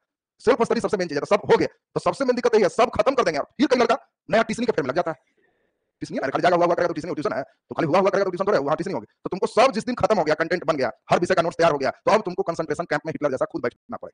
देखा था कंसंट्रेशन कैंप ना, चारों तरफ से जैसे बिजली के तार दौड़ रहे, सिर्फ एक जगह एक ही चीज पर कंसंट्रेट करना। तो उसमें रख रहे हैं एग्जाम नजदीक, तो बस 1 महीना उसमें कोई पढ़ाई नहीं, एक रूटीन है, बस उस रूटीन के अनुसार सबका पढ़ने का सिस्टम बना हुआ है, और बस चुपचाप वहां पर पढ़ते रहेगा, कोई छटपट नहीं, टाइम से भोजन फिर बैठ के पढ़ो, और सिर्फ डाउट के लिए हम बैठे रहेंगे, बस उसमें बीच में केवल टेस्ट चलते रहेगा, डेली डेली 2 टेस्ट, उसका डिस्कशन, अपने से टास्क इतना पढ़ो और उतना सुनाओ, एकदम ठीक है। इस उम्मीद है कि आप लोग का जल्द ही, अब हम जैसे इधर हैं तो कोशिश कर रहे हैं कि अब दिन जब मुहूर्त दिखाया जाए उसका कि कब उस दिन न्यू पड़े, और फिर तो रहेंगे उसको जल्द ही शुरू करवाएं। और तब इसके बाद नामाकरण में भी आप लोग से कई नाम हम रख रहे हैं, एक रख रहा है result factory, powered by Vidya education. Result की फैक्ट्री रहेगा, मतलब हम लोग एक फैक्ट्री ही खोल रहे हैं जिसमें रिजल्ट वहां से प्रोडक्शन चलिए, और वो पावर्ड हम लोग देंगे उसको। बाकी जो भी दिल्ली टीम आ रही है जो है उसको वहां पे सिस्टम हो गया। बाकी इसमें इस तरह का एक सिस्टम रखना है, इसके पूर्व एक है 2.5 महीने का, एक है 4 महीने का। 2.5 महीने वाला तो छोटकन का है, एसएससी रेलवे सब बस उतना दिन खत्म, भागो यहाँ से। बीपीएससी इतना दिन लगेगा, इतने दिन में कोर्स खत्म हो जाए, क्योंकि दिन भर हमारे साथ ही रहोगे तो फिर एकदम मस्ती में आराम से पूर्व डिफाइंड सिलेबस हो, पूर्व डिफाइंड बुकलेट हो, पूर्व डिफाइंड टेस्ट हो। उसी में जो लड़का एकदम ठीक हो गया, आर्थिक गड़बड़ है उसका सही है, तो धीरे-धीरे बाहर उसको बहाल उसी में हो जाएगा, उसको रोजगार भी होगा। जो लोग एकदम पढ़ने में ठीक हो गया, सब याद है, तो उसको क्वेश्चन सेट करेगा, ड्यूटी चेक करेगा, ड्यूटी फलाना ड्यूटी, पेमेंट लगे से कॉपी मंगनी में आराम से लेकर के देखो, तो उसको रोजगार भी तो मिलता चला जाएगा। तो उसी में रोजगार भी मिल गया, पढ़ते भी रहना है और सिस्टमैटिक करना है। तो ये मेन सिस्टम है, और उसको एकदम रूटीन सोच रहा है कि एकदम सीधा रूटीन 12 बजे रात तक का रहना चाहिए। क्योंकि 12 बजे पहले छोड़ेंगे तो फिर पाएगा, हल्ला करेगा, बदमाशी करेगा, टंडली करेगा, इतना थकाइए देंगे कि बेड पर जैसे ही गुड़ करने लगे, हाँ तो दूसरा दुनिया पहुंच गए, तो उस फिर सही हो जाएगा। 12 बजे सुतो आराम से, 6 घंटा सोना भी है, इन्हें क्या तुरंत उठा देंगे, 6 बजे के आसपास उठना है, फिर एक निश्चित रूटीन। तो वो कल्पना में हमारा अभी 100% अभी वही चल रहा है कि एकदम घींच घास के हम अपना पावर से जब रख लेंगे तब चले। बाकी फी वगैरह जो है, चूंकि रहना खाना हमें अब नहीं मालूम कौन कितना रोटी घींचता है, तो कई लोग पढ़ने आएगा, कई लोग खाने ही आएगा, राहुल सर खाए हैं तो मोटा है, चल वही हम मार देते हैं। तो कई लोग हमें बोटी निकाल के बना के निकालेगा, तो वो हाँ गर्ल्स का भी रहेगा, बॉयज गर्ल्स दोनों का सिस्टम है। तो उसमें पूरे 1000 कैपेसिटी का बना रहे हूँ, 1000 बच्चे एक बार रहेंगे, बस 1000 बार एडमिशन बंद है, फिर अगले बैच में। तो इसलिए लोकेशन पटना ही में रहेगा, आपका जो है उसमें लगभग लैंड का रिक्वायरमेंट जो है, क्योंकि किराया पर चलाएंगे तो उतना नहीं होगा ना, पटना में हम टाउन में करें तो एक बच्चे का रहना और खिलाना इतना महंगा कॉस्ट है कि बच्चे का 10,000 मंथली पड़ जाएगा। तुम लोग यहाँ जो रह रहे हो पटना तो कम से कम पहुंच ही जाता है, रहना खाना का कितना खर्च हो जाता है 5,000 में, और हम सोच रहे हैं कि उसको 4,000 में लेकर रहना खाना पढ़ना सब कर, बात समझ रहा है ना। तो इसीलिए हमारा ये सिस्टम सोच इसलिए ना कि इसमें जो बच्चा रूम ले रहा है तो उसको रूम रेंट, खाना 3 टाइम, नाश्ता का बराबर, वो सब खाए के तकलीफ नहीं रहे, घर जाते कहे मोटा क्या है, ये नहीं कहा कि एकदम लकड़ी हो क्या है, तो वो सारा सिस्टमैटिक है। लेकिन हम सोच रहे हैं कि न्यूनतम से न्यूनतम कितना हम कर सकते हैं, तो इसलिए 5 महीने हम 4 ही सोच रहे हैं। तो हमारी कल्पना है कि एकदम और इसी पे उसको वर्क करें, 4,000 5,000 एकदम एक मिनिमम पे वर्क करें कि मैक्सिमम बच्चे हमारे उसमें रहे और बढ़िया से सिस्टमैटिक हो जाए। तो उस पे विचार चल रही है, लेकिन चलिए जल्दी उसको मूर्त रूप दिया जाएगा। अभी तो जो हाँ बोलिए, इसमें जमीन वगैरह सब वो जो फार्म हाउस का बीच में देखते हो ना, तो जमीन वो लगभग ले लिया गया। उसमें जमीन अब 1000 बच्चे रखेंगे, कहाँ खेलने जाएगा, दूसरा लगेगा, तीसरा लगेगा, कहेगा हमारे फील्ड में आ गया, दिक्कत है ना। तो 1000 हॉस्टल में रहेगा तो कहेगा इधर देख रहा था, इधर आ गया खेलने के लिए, पूरा सिस्टम हमारा अपना चाहिए। तो इसलिए लगभग उसमें 30 बीघा जमीन एक जगह एक्वायर कर लिया गया। तो आपका जमीन एक्वायर हो गया, पूरे सिस्टम जमीन एक जगह हो गया, जो ग्राउंड खेलने का है वो 4-5 बीघा में रहने के लिए रहे, वो सबका कहीं दिक्कत नहीं। अभी लगातार हम उसमें पेड़ भी लगा रहे हैं, 1000 पेड़ भी पार कर चुका है, इसलिए एकदम क्लीन, ग्रीन एंड डिसिप्लिन तीनों सिस्टम मेंटेन। तो वो लगभग हो गया। सब अब फेंसिंग का काम, बाउंड्री का सिस्टम चल रहा है। बाउंड्री के बाद जस्ट जैसे ही होगा कि न्यू पड़ा तब एक टेस्ट रखेंगे, सबको नहीं रखेंगे, पूरी जगह सिस्टम में टेस्ट होगा। एकदम डेडिकेटेड जो बच्चा जबरदस्ती बात में नहीं पहुंचा, इस एकदम बिगड़ ले जाइए रख लीजिए, तो वो तो सबके भट्ठा बैठा देगा। तो इसीलिए एकदम डेडिकेटेड जो रिजल्ट के लिए है कि सर थोड़ा बहुत से गवा रहा है, हम 4 महीना चाहते हैं कि एकदम बढ़िया से हमारे साथ 4 ही महीना रहना है, 4 महीना बस हमको दे दो, फिर कहीं अपना गांव है वहीं चले जाओ, इतना नोट्स कॉपी मिल जाएगा कि बस गांव के ही रूम से पढ़ते पढ़ते एकदम रिजल्ट जैसे दोगे, सब कहेगा यहीं रहता था रिजल्ट मार। कोई जरूरी नहीं इसके लिए दिल्ली ही रहे, कोई जरूरी नहीं यहीं रहे, तुम्हारे दिल्ली से भी जितने अच्छे फैकल्टी वहीं रहे, जो टीचर आ गए सभी दिल्ली से आते हैं तो यहीं रह रहे हैं, उनको डेरा दे रहे हैं। तो अब वो नाम के लिए आप लोग से चर्चा करेंगे। नाम के लिए आप लोग उसको सिविल सब इसलिए रख रहे हैं क्योंकि उसमें कई वेरिएशन है ना, 4 महीना बाद फिर बीपीएससी का अगला साल चले, उस बीच में फिर एसएससी वाला चला है, सेल्फ स्टडी वाला चला, उसमें कई सिस्टम रहे, रोटेशन वाइज उसमें सिस्टम है। मतलब इस साल अगर नहीं कोई बचा लिया बीपीएससी बैच में तो नेक्स्ट ईयर एक टाइम फिक्स है, बीपीएससी कैलेंडर फिक्स किया तो हम भी कैलेंडर फिक्स करें उसको। ठीक अगस्त में अगर उनकी परीक्षा है तो हम कोशिश करेंगे कि एकदम जुलाई के पहले जून में बैच खत्म हो जाए, उसी के अनुसार से सेट रहे। जून में यहाँ इसको छोड़ेंगे, जुलाई एकदम बढ़िया से स्वाध्याय हमारा, अगस्त में पीटी निकल गई, फिर उसके बाद आराम से 1 महीना के लिए आ जाओ, दिल्ली के सब टॉप टीचर आ गए, जाओ मेंस पे क्या हो जाए, बहुत बढ़िया लिख दिया, वहीं रहोगे, डेली कॉपी जांच करवे करें। अब रात में हम तो ऐसा 6 घंटा बैठेंगे तो एक करके कहेंगे कि अच्छा कैसा लिख रहा है, गड़बड़ कर रहा है, तो एकदम एक एक नस ठीक कर देंगे, खाना तक बंद करवाएंगे, तब लगेगा कि हाँ सर एकदम ठीक कर दी। तो इस तरह के सिस्टम प्लान में है और उम्मीद कर रहे हैं कि 26 तक के 2025 लास्ट होते होते इसको शुरू कर दिया जाएगा। तो इसलिए बहुत जल्द अब लेते जाए खेत में जाएंगे, पहले टेंट डाल दे, इन लोग जो है ना चला सभी लोग जाएंगे टेंट में लेट जाओ जी सर यहीं अब शुरू, उसके लिए पूरा बढ़िया सिस्टम में तो होना चाहिए। चलिए गुफा लेके हेडिंग दे दिया सब कोई, अब ध्यान से सुनिए। पहला नंबर हम लोग सुनेंगे मेन एक व्यक्ति, इसका नाम क्या है, अशोक। चलो सुनो पहले। उस समय कोई मकान नहीं थे, मतलब ईंट जोड़ने की टेक्निक नहीं थी। आपको याद है कि चंद्रगुप्त मौर्य का राजप्रसाद भी किसका बना था, लकड़ी का, पत्थर के पिलर और लकड़ी से बने थे। उस समय अशोक एक नया चीज डेवलप किया और वो था चट्टानों को इस तरह काटना कि वो मानव आश्रय के रूप में विकसित हो सके। देखो ये बहुत इंपॉर्टेंट चीज समझा रहा है। पूरे चट्टान है, पहाड़ है, एकदम पूरे पत्थर, और उनकी मिस्त्री इस तरह के थे कि इस पहाड़ में कहीं एक जगह छेनी हथौड़ी चलाओ, अंदर घुसते जाओ, घुसते घुसते इस तरह से इसको काट दो कि अंदर एक होल बन जाए। सोचो कितना टफ काम है। हम लोग के मिस्त्री ईंटा और फिर ढलैया, उनके मिस्त्री पूरा ढला हुआ में अंदर से निकलैया, बोलो कितना टफ प्रोसेस। और ये निकाल करके इसको मानव आश्रय के रूप में विकसित किया, पानी भी पड़ेगा अंदर तो जाएगा नहीं। और इसीलिए इसको हम लोग क्या दिए, गुफा। और इस गुफा में आगे गेट पर बहुत बढ़िया सब चीज लेख लिखा हुआ, लेकिन क्या हम लोग लेख पढ़ पाएंगे? नहीं। क्यों? किस लिपि में है? जल्दी बोलिए। ब्राह्मी लिपि में। ये ब्राह्मी लिपि में, तो ब्राह्मी लिपि में तो हम लोग इसको पढ़ नहीं पाए। अब लेकिन समझो, इस तरह के गुफा आप देखोगे कि गया के नजदीक जहानाबाद जिला में बराबर जगह का नाम है, इसी को हम लोग कहते हैं वानावर। नाम क्या है? बानावर। बानावर एक वहां व्यक्ति था बानासुर, उसी का क्षेत्र था बानासुर का, एकदम वहां से लेकर पटना तक सब वही था। ये बानासुर का सबसे प्रिय मित्र थे जरासंध, और बानासुर के ही प्रिय मित्र थे कंस। कंस प्रिय मित्र था, मथुरा तक इसका कनेक्शन था, बानासुर साधारण व्यक्ति नहीं। अब सोच लीजिए मथुरा तक दोस्त है, और यही जरासंध के बेटी के अगुआ बानासुर है और कंस से शादी करवाए थे। मीडिएटर वही। तो बानासुर सोचिए मेन मीडिएटिंग किया है ये जरासंध के बेटी का शादी किससे, कंस से, उसमें मीडिएटिंग कौन किया, बानासुर। और बानासुर शंकर भगवान का भक्त था और इसीलिए उस जिस क्षेत्र में था उस पहाड़ का नाम वानासुर पहाड़ी रखा गया। ये बानासुर से बानावर बानावर हो गया, धीरे धीरे लोग उसको अपभ्रंश करके बराबर कर दिया, बानावर बानावर तो हो गया बराबर। अब इस बराबर पहाड़ पे बानासुर जिसको पूजा करने के लिए शंकर भगवान स्थापित किया वो आज भी है और लोग अभी भी इस शंकर भगवान की पूजा के लिए लोग जाते हैं कि प्राचीन का जरासंध की बात बता। तो इसीलिए इसकी प्राचीनता काफी पुरानी है कहानी का। उसी में यहाँ पे अशोक ने देखा कि भक्ति का सिस्टम है तो उसने चट्टानों में छेद किया और इसके अंदर मानव आश्रय बनाया। बड़ा आश्चर्य होगा, अशोक स्वयं बौद्ध, बौद्ध भिक्षु भी वर्षा काल में रेस्ट करते थे, याद है वर्षा, ये भी रेस्ट करते थे, लेकिन इसके बावजूद अशोक इतना खर्चा करके इसको आजीवक संप्रदाय को दान दिया। बौद्ध को नहीं दिया, आजीवक को दिया, क्योंकि इसके पिता आजीवक संप्रदाय के थे, बिंदुसार आजीवक थे। और आजीवक का सोचो क्रेज क्या रहा होगा कि इसको दान मिले। उसी तरह की बात होगी, सोच लो कितना गंभीर बात। मोदी जी अगर हिंदू धर्म मान रहे और पूरे खर्चा करके चंदा खुद मांग करके मस्जिद बना के दान कर दे तो ये सोच लो कितना कठिन का। हाँ हिंदू है और हिंदू मंदिर बना देंगे नॉर्मल पेज, लेकिन हम अगर हिंदू है, हिंदू भक्त है और मुस्लिम बना कोई चीज बना के कहीं मुस्लिमों को दान दिया जाता है तो इसका मतलब वो धार्मिक कट्टर व्यक्ति है कि धार्मिक निष्पक्ष है। इसका मतलब अशोक एक धार्मिक सहिष्णु था कि धार्मिक कट्टर, धार्मिक सहिष्णु है। कैसे जाने, क्योंकि वो इतना बड़ा गुफा बना के आजीवक को दान दे दिया। इस गुफा में कितने बचे गए हो देखा बराबर। अरे अंदर अंदर जाने देता है, कौन नहीं जाने देता, सुनो पहले समझा रहे हैं कौन नहीं जाने देता है। पहले सुनिए, जहां पे देख रहे हो मंदिर वाला पार्ट वहां नहीं जाना, उसके रास्ते में गुफा मिलेगा तो उसमें सब लोहा का गेट लगा के बंद, वहां नहीं जाओ। उससे थोड़ा पीछे और चले जाना, हाँ, और वहां जब पीछे जाओगे तो वहां पे ऊपर फिर एक गुफा बनाओ। उस गुफा में भी सब एक ही समय का, वो अभी ओपन। वहां पे यहाँ हिंदू धर्म धर लिया तो वहां पे मजार बना के इस्लाम धर्म के लोग, मुस्लिम वाले लोग ज्यादा रहते, लेकिन कोई बात नहीं, घूमने सब लोग जाते। अब वहीं जाओगे तो वहां पर जब तुम देखोगे तो उसमें गुफा में ऊपर जा सकते हो, अंदर घुस सकते हो। और अंदर गुफा में जब जाओगे तो तुम्हारी दांतें तले अंगुलियां दब जाएगी, कारण इसका दीवार छुओगे तो ऐनक जैसा टाइल्स मौजाक पॉलिश। सोचो उस जमाने में, आजकल टाइल्स मौजाक लगाना सोचो घर में नहीं कितना, अब अशोक उस समय दर्पण पॉलिश किया। अंदर इतना अंधेरा है कि मोबाइल का लाइट भी भुला जाएगा। बस समझिए, अगर मोबाइल का लाइट जलाया और किसी को कहोगे फोटो खींचेंगे या देखेंगे तो लाइटें भुला जाएगा, इतना अंधेरा, बहुत घना अंधेरा, इसमें मसाल जला के लोग रहते। बाकी उसके छत भी गुंबद नुमा। इस सब स्ट्रक्चर इसलिए दे रहा है क्योंकि बीपीएससी में कोई ठिकाना नहीं, तुमको दे देगा क्वेश्चन कि अशोक के द्वारा निर्मित गुफा के लिए सही नहीं है। और पहला, ये गुफा का छत गुंबदाकार था, सही है। दूसरा, इसके छत और दीवार में दर्पणवत पॉलिश थे, बोलो सही कि गलत, सही है। तीसरा, इसके नीचे के सतह पॉलिशदार नहीं थे। तो अभी नीचे नहीं पढ़ाया तो देखा कैसे रहा है। तो इसीलिए तुमको हर पेज अगर नहीं पढ़ा रहेगा तो धर ले। आजकल यूपीएससी और बीपीएससी का पैटर्न यही तो है कि उसके बारे में गंभीरता से जान। इसके मुख्य द्वार पर कुछ अभिलेख लिखे गए हैं जो ब्राह्मी लिपि में, बोलो सही कि गलत, सही। इसमें अब हम लोग देखें बराबर में जो गुफा बना, इस गुफा में सबसे पुराना गुफा का नाम क्या है, सुदामा गुफा। इसमें सुदामा गुफा के बाद दूसरा नंबर है लोमस ऋषि गुफा, एक ऋषि के नाम से है, नाम क्या है, लोमस ऋषि। तीसरा नंबर का नाम है कर्ण चौपाल गुफा, गुफा का नाम क्या है, कर्ण चौपाल। और चौथा एक और बता दो, चार गुफा है, एक और बड़ा अच्छा गुफा है विश्व झोपड़ी गुफा। अब ध्यान से समझिए, बराबर पहाड़ में अशोक ने चार गुफा बनवाया, सुदामा, लोमस ऋषि, कर्ण चौपाल और विश्व झोपड़ी। इस सभी गुफा को उसने आजीवक को दान दी। अशोक के बाद इसी का पोता था दशरथ, और दशरथ ने भी गया के नजदीक बराबर के बगल में नागार्जुन पहाड़ी है, और यही नागार्जुन पहाड़ी पर उसने भी गुफा बनवाया। और अशोक का पोता दशरथ एकदम बाबा का डुप्लीकेट किया। अशोक ने स्वयं को कहा देवानाम प्रिय, देवताओं के प्रिय, ये भी कहा देवानाम प्रिय, हम भी प्रिय हैं देवताओं। पूछेगा कि बताओ देवानाम प्रिय की उपाधि धारण किया, चॉइस अशोक, बी दशरथ, सी दोनों, डी कुणाल, दोनों हो जाएगा। तो इसलिए आपको दोनों पर ध्यान रखना है, दोनों ने ही गुफा बनवाया। तो गुफा के बारे में जल्दी से लिख दिया जाए, कंप्लीट हो जाएगा। नीचे डैश करके लिखें, मौर्य काल में, मौर्य काल में, मौर्य काल में अशोक ने चट्टानों को काटकर, चट्टानों को काटकर मानव आश्रय के रूप में विकसित किया, चट्टानों को काटकर मानव आश्रय के रूप में विकसित किया, चट्टानों को काटकर मानव आश्रय के रूप में विकसित किया। नीचे डैश लिख दीजिए, गया के निकट जहानाबाद जिले में, गया के निकट जहानाबाद जिले में, जहानाबाद जिले में बराबर, बराबर ब्रैकेट में बोलो क्या है, वानावर। गया जाने में आपको एक हॉल्ट नजर आएगा, वानावर हॉल्ट, तो ये रेलवे हॉल्ट भी है जहां मैक्सिमम जो है श्रावण महीने में लोग यहाँ पर उतरते हैं और उस पहाड़ पे जाते हैं जहां वानासुर की चर्चा की। बराबर ब्रैकेट में वानावर। यहाँ पर भी रोपवे की योजना सरकार की चल रही है। जब हम करंट से जोड़ेंगे, बिहार स्पेशल पढ़ाएंगे तो होगा रोपवे की बात। तो धीरे धीरे उस पहाड़ पे चढ़ना होता है। उस पहाड़ पे चढ़ने के लिए दो रास्ते हैं, एक रास्ते सीढ़ी वाला रास्ता, हाँ, उस सीढ़ी वाले जो रास्ते देख रहे हो तो उसी रास्ते में गुफा बैठो, और एक रास्ता सीढ़ी वाला नहीं है, सीधे चढ़ा वाला है, सीधे ढला हुआ है, सीधे निकलते चले जाइए, तो उस रास्ते पे गुफा बैठ नहीं हो, गुफा सीढ़ी वाला में बैठोगा। लेकिन उस सीढ़ी वाले रास्ते में भी उधर जो गुफा होगा वो बंद रहेगा, उससे आगे बढ़ने पर फिर जो गुफा है वहां पे देखा जा सकता है। तो इसमें चार गुफा वहां पे, चार गुफा अभी लॉक, इसमें दो गुफा खुला है, बाकी दो बंद पे है। तो लिख दीजिए इसमें बराबर, गया के निकट जहानाबाद जिले में बराबर पहाड़ में, हाँ बराबर पहाड़ में अशोक ने चार गुफा बनवाकर, अशोक ने चार गुफा बनवाकर, चार गुफा बनवाकर आजीवक संप्रदाय को दान दिया। आजीवक अंडरलाइन कर दोगे, आजीवक संप्रदाय को दान दिया। अब देखो इसमें कथन कारण का क्वेश्चन कैसे बनाएगा। मान लो हम ही क्वेश्चन सेट किए, अब दे दिए कथन 1 और कथन 1 दे दिए अशोक आजीवक संप्रदाय को मानता था। कथन 2, उसने बराबर पहाड़ में गुफा बनवाकर आजीवक को दान दिया। दोनों सही है, रिलेटेड बात है कि सही नहीं है, रिलेटेड नहीं है कि एक गलत है। कौन गलत है? पहला, पहला गलती तो आंसर क्या होगा, डी। रटवाए थे ऊपर गलती डी मारो, नीचे गलती सी मारो, दोनों सही। ठीक से सोचो, रिलेटेड है तो ये मारो, बिना रिलेशन डी मारो। अशोक बौद्ध धर्म से संबंधित, बौद्ध धर्म को मानता था, आजीवक को नहीं, ये धार्मिक सहिष्णु होने के कारण दिया।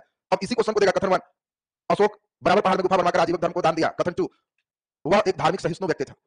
तो दोनों सही है, रिलेटेड बात हो जाएगा। क्वेश्चन कैसे बनेगा लाइन समझ आया ना? क्वेश्चन नहीं देगा कि कर्ण चौपाल और सुदामा इस हाथी का दांत दिखाने वाला, खाने वाला ऐसे आए, तो इस चीज को मैं ध्यान रखेगा। तो चलिए जल्दी से नीचे चारों का नाम लिख लो। पहला नाम लिख दीजिए सुदामा गुफा, सुदामा गुफा। दूसरा लोमस ऋषि गुफा, लोमस ऋषि गुफा। तीसरा कर्ण चौपाल गुफा, कर्ण चौपाल गुफा। चौथा विश्व झोपड़ी गुफा, विश्व झोपड़ी गुफा। सुदामा गुफा, लोमस ऋषि गुफा, कर्ण चौपाल गुफा, विश्व झोपड़ी गुफा, विश्व झोपड़ी गुफा। लिखा गया सबसे? चलिए नीचे डैश तक लिख दीजिए। अशोक के पोता दशरथ ने, अशोक के पोता दशरथ ने, अशोक के पोता दशरथ ने नागार्जुन पहाड़ी पर गुफा बनवाकर, नागार्जुन पहाड़ी पर गुफा बनवाकर आजीवक संप्रदाय को दान दिया, नागार्जुन पहाड़ी पर गुफा बनवाकर आजीवक संप्रदाय को दान दिया, नागार्जुन पहाड़ी पर गुफा बनवाकर आजीवक संप्रदाय को दान दिया, आजीवक संप्रदाय को दान दिया। चलिए हम तेजी में सुनेंगे, दो बात और सुनना है आज। पहला नंबर कश्मीर की बात करें, बोलो अशोक के अधिकार में कश्मीर था कि नहीं? तो राजतरंगिणी के कलहन जो लिखे हैं उससे पता चलता है कि श्रीनगर की स्थापना अशोक ने ही किया। ये भी एक बहुत अच्छा प्रश्न है, आपसे पूछा जाए श्रीनगर की स्थापना कौन किया? अशोक। तो अशोक ने ही श्रीनगर की स्थापना किया, कश्मीर इसके अधिकार में था। कलिंग युद्ध सबसे इंपॉर्टेंट सेक्शन है अशोक में। तो पहला ये हम लोग को ध्यान में सेट रखना है कि चंद्रगुप्त मौर्य के समय कलिंग उसके साम्राज्य का हिस्सा नहीं था। इस समय जो साम्राज्य थे, इस साम्राज्य 4 राज्यों में विभाजित थे। पहला राज्य का नाम उत्तरा प्रांत था, उत्तर का प्रांत, जिसकी राजधानी तक्षशिला थी। अब आपको याद होगा कि बिंदुसार के समय उत्तरा प्रांत के तक्षशिला में 2 बार विद्रोह हुए थे, याद है सब? बहुत इंपॉर्टेंट है दक्षिणा प्रांत। दक्षिण प्रांत की राजधानी कर्नाटक के स्वर्णगिरी में था। देखो ये बहुत अच्छा क्वेश्चन है, पूछा जाएगा दक्षिणी प्रांत की राजधानी स्वर्णगिरी, उत्तरा प्रांत की राजधानी कहां है? तक्षशिला। पूर्वी प्रांत की राजधानी यही पाटलिपुत्र है, ये पाटलिपुत्र है। और मध्य प्रांत की राजधानी यही अवंती उज्जैन है। अवंती प्रांत मध्य प्रांत है और इसकी राजधानी कहां है? उज्जैन। अब 4 प्रांत है, अवंती की राजधानी उज्जैन, उत्तरा प्रांत तक्षशिला, दक्षिणा प्रांत स्वर्णगिरी और पूर्वी प्रांत पाटलिपुत्र। अशोक राजा बनने के पहले इसी अवंती प्रांत का प्रांतपति था। हम लोग पढ़ चुके, अशोक राजा बनने के पहले कहां का प्रांतपति? अवंती का। तो यही अवंती प्रांत की राजधानी कहां थी? उज्जैन। इस समय कलिंग का मतलब वर्तमान उड़ीसा का क्षेत्र। हमने बताया था कि उस जंगल में हाथी बहुत थे। दूसरा वहां का जो राजा था, एक एक घर को सेना का ट्रेनिंग दे रखा था। तो चंद्रगुप्त मौर्य जनरली उसे नहीं उलझा, छोड़ दिया। बिंदुसार भी छोड़ दी। लेकिन अशोक अपने शासन के 8वें वर्ष, आपको हमने बताया था कि अशोक 269 ईस्वी पूर्व में शासक बना, उसमें 8वें वर्ष जोड़ेंगे तो 261 ईस्वी पूर्व की बात है। 261 ईस्वी पूर्व में अशोक कलिंग पे हमला कर दिया और इसकी जानकारी उसके शिलालेख 13वां से प्राप्त होता है। अशोक अपनी 14 बातें किया है, शिलालेख 1 2 3 4, उसमें 13वां नंबर पे उसने लिखा स्वयं कि हम अपने शासन के 8वें वर्ष कलिंग युद्ध की, और इस युद्ध में लोग मरते जा रहे हैं, नया लोग आते जा रहे हैं। जब पुरुष मर गए, महिलाओं की टीम आई, वो भी मारे गए, बच्चों की टीम आ रही। अशोक कहा कि लाखों लोग को मार दी, चारों तरफ खून ही खून, किसी का हाथ कटा हुआ, पैर कटा हुआ, लाश देख के मेरा हृदय कांप गया।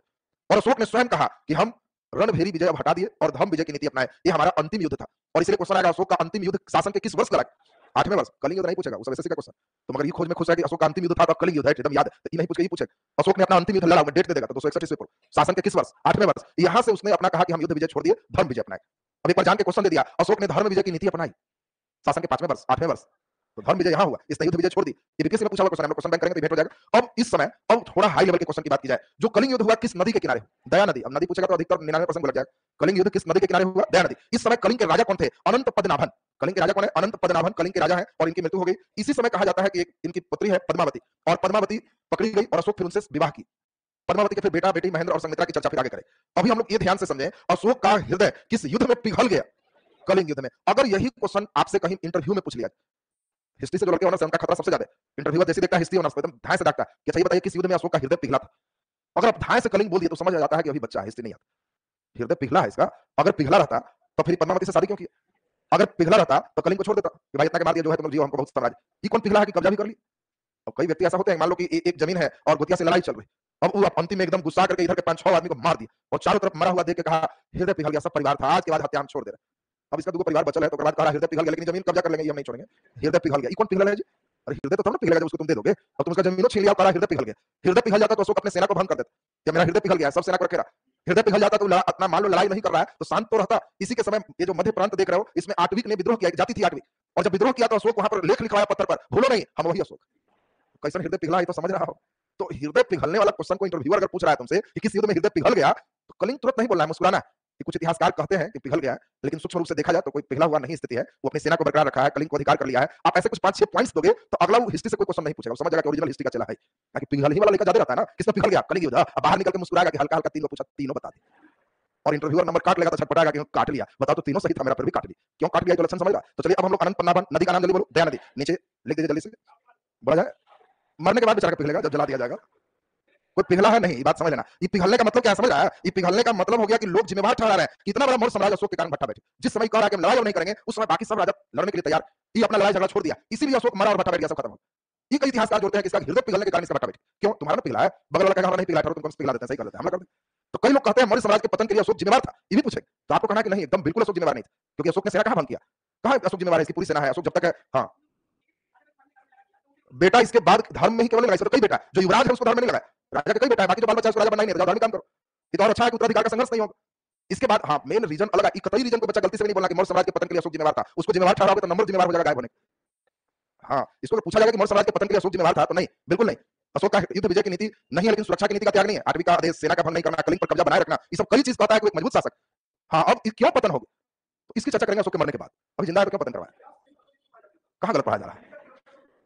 और हाँ, तो जैसे पीटी के लिए ठीक ठाक है, पीटी पॉइंट ऑफ व्यू, अब पिघल गया तो अभी पिघल नहीं लगा तो फिर जमाएंगे कैसे, हम जान रहे थे थोड़ा पिघलाया हुआ तो थोड़ा मिनट फ्रिज में डाल के थोड़ा जमाया, तब धीरे धीरे धीरे थोड़ा फॉर्मेलिटी तो आया।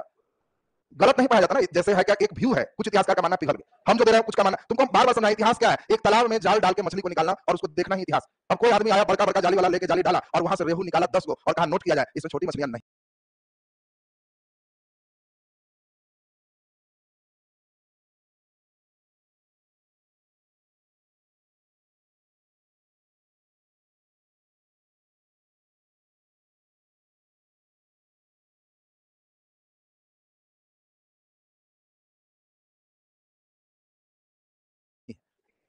तो कहां गलत बोला, बेचारा को जाली में जो आया जो बोल रहा है, अब छोटी मछली के लिए अलग जाली में चाहिए, और जब जाली अलग डाला तो कहा नोट किया जाए, इसमें छोटी मछलियां भी पर्याप्त है लेकिन कछुआ नहीं, नहीं है, कछुआ है उसकी अलग जाल होगी, तो सेम वही चीज है ना, अब किसी ने डाला कहा नोट किया जाए पिघल गया, तो तुम एक जाली को देखा, गलत नहीं है, इतिहास कहीं कुछ गलत नहीं, वो तुम उस चीज को जो समझ रहा कहना कि वो एक जाल डाला वो पार्ट, अब बाकी ज्यादा लोग मिलकर जो कर रहे हैं वो अब हम तुमको कर, बात समझ में आ रहा है, तो इसलिए इसको गलत नहीं बोल सकते, ये नहीं कि अब जाल डाले मछलियां नोट करो इसमें खाली रेहू है तो बाकी नहीं है, क्यों जाली डाल के चेक किया तो है, लेकिन उसके सिस्टम अलग है, तो वो चीज ही मेन इतिहास का पार्ट है। तो चलिए जल्दी से नीचे हेडिंग दे दीजिए, कलिंग युद्ध, कलिंग युद्ध पहले हेडिंग दे दीजिए, फिर हम लोग कश्मीर की बात लास्ट में कर लेंगे, इसमें हेडिंग कलिंग युद्ध स्टार लगा देना, कलिंग युद्ध। चलिए ध्यान दीजिए, कलिंग युद्ध आपने देखा कि शिलालेख संख्या क्या है, 13वां, नीचे डैश लिख दो, 13वें शिलालेख से 13वें शिलालेख में इसका वर्णन,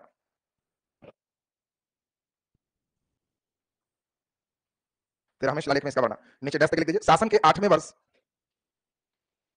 शासन के 8वें वर्ष ब्रैकेट में 261 ईस्वी पूर्व, शासन के 8वें वर्ष ब्रैकेट में 261 ईस्वी पूर्व, 261 ईस्वी पूर्व, शासन के 8वें वर्ष 261 ईस्वी पूर्व। चलिए नीचे डैश लिख दीजिए, दया नदी के किनारे, दया नदी के किनारे, दया नदी के किनारे, नीचे डैश लिख दीजिए, कलिंग का राजा, कलिंग का राजा अनंत पद्मनाभन, कहीं कहीं नंदराज भी नाम मिलता है, पब्लिक देखिए नंदराज, अनंत पद्मनाभन, अनंत पद्मनाभन, पब्लिक देखिए नंदराज, नंदराज, नीचे डैश देखिए, अशोक का अंतिम युद्ध, अशोक का अंतिम युद्ध, अशोक का अंतिम युद्ध, अशोक का अंतिम युद्ध, लिख दीजिए, इस युद्ध के बाद उसने युद्ध विजय की नीति त्याग कर, इस युद्ध के बाद उसने युद्ध विजय की नीति त्याग कर, उसने युद्ध विजय की नीति त्याग कर, युद्ध विजय की नीति त्याग कर धर्म विजय की नीति अपनाया, धर्म विजय की नीति अपनाया, युद्ध की नीति त्याग कर धर्म विजय की नीति अपनाया। वो हेडिंग कलिंग युद्ध हो गया, तो इसलिए एक हेडिंग के अनुसार ही सब चीज लाइन चला। इस युद्ध के बाद हम लिख लिया युद्ध विजय की नीति त्याग कर इसने धर्म विजय की नीति अपनाया, यहां तक क्लियर है सबका। नीचे एक लाइन डैश देके केवल लिख दो, श्रीनगर की स्थापना अशोक ने किया, ये अलग लाइन है, श्रीनगर की स्थापना अशोक ने किया, श्रीनगर की स्थापना अशोक ने किया। चलिए सबसे इंपॉर्टेंट पार्ट पे आए, नीचे हेडिंग दो, मौर्यकालीन राजनीतिक जीवन, मौर्यकालीन राजनीतिक जीवन, मौर्यकालीन राजनीतिक जीवन।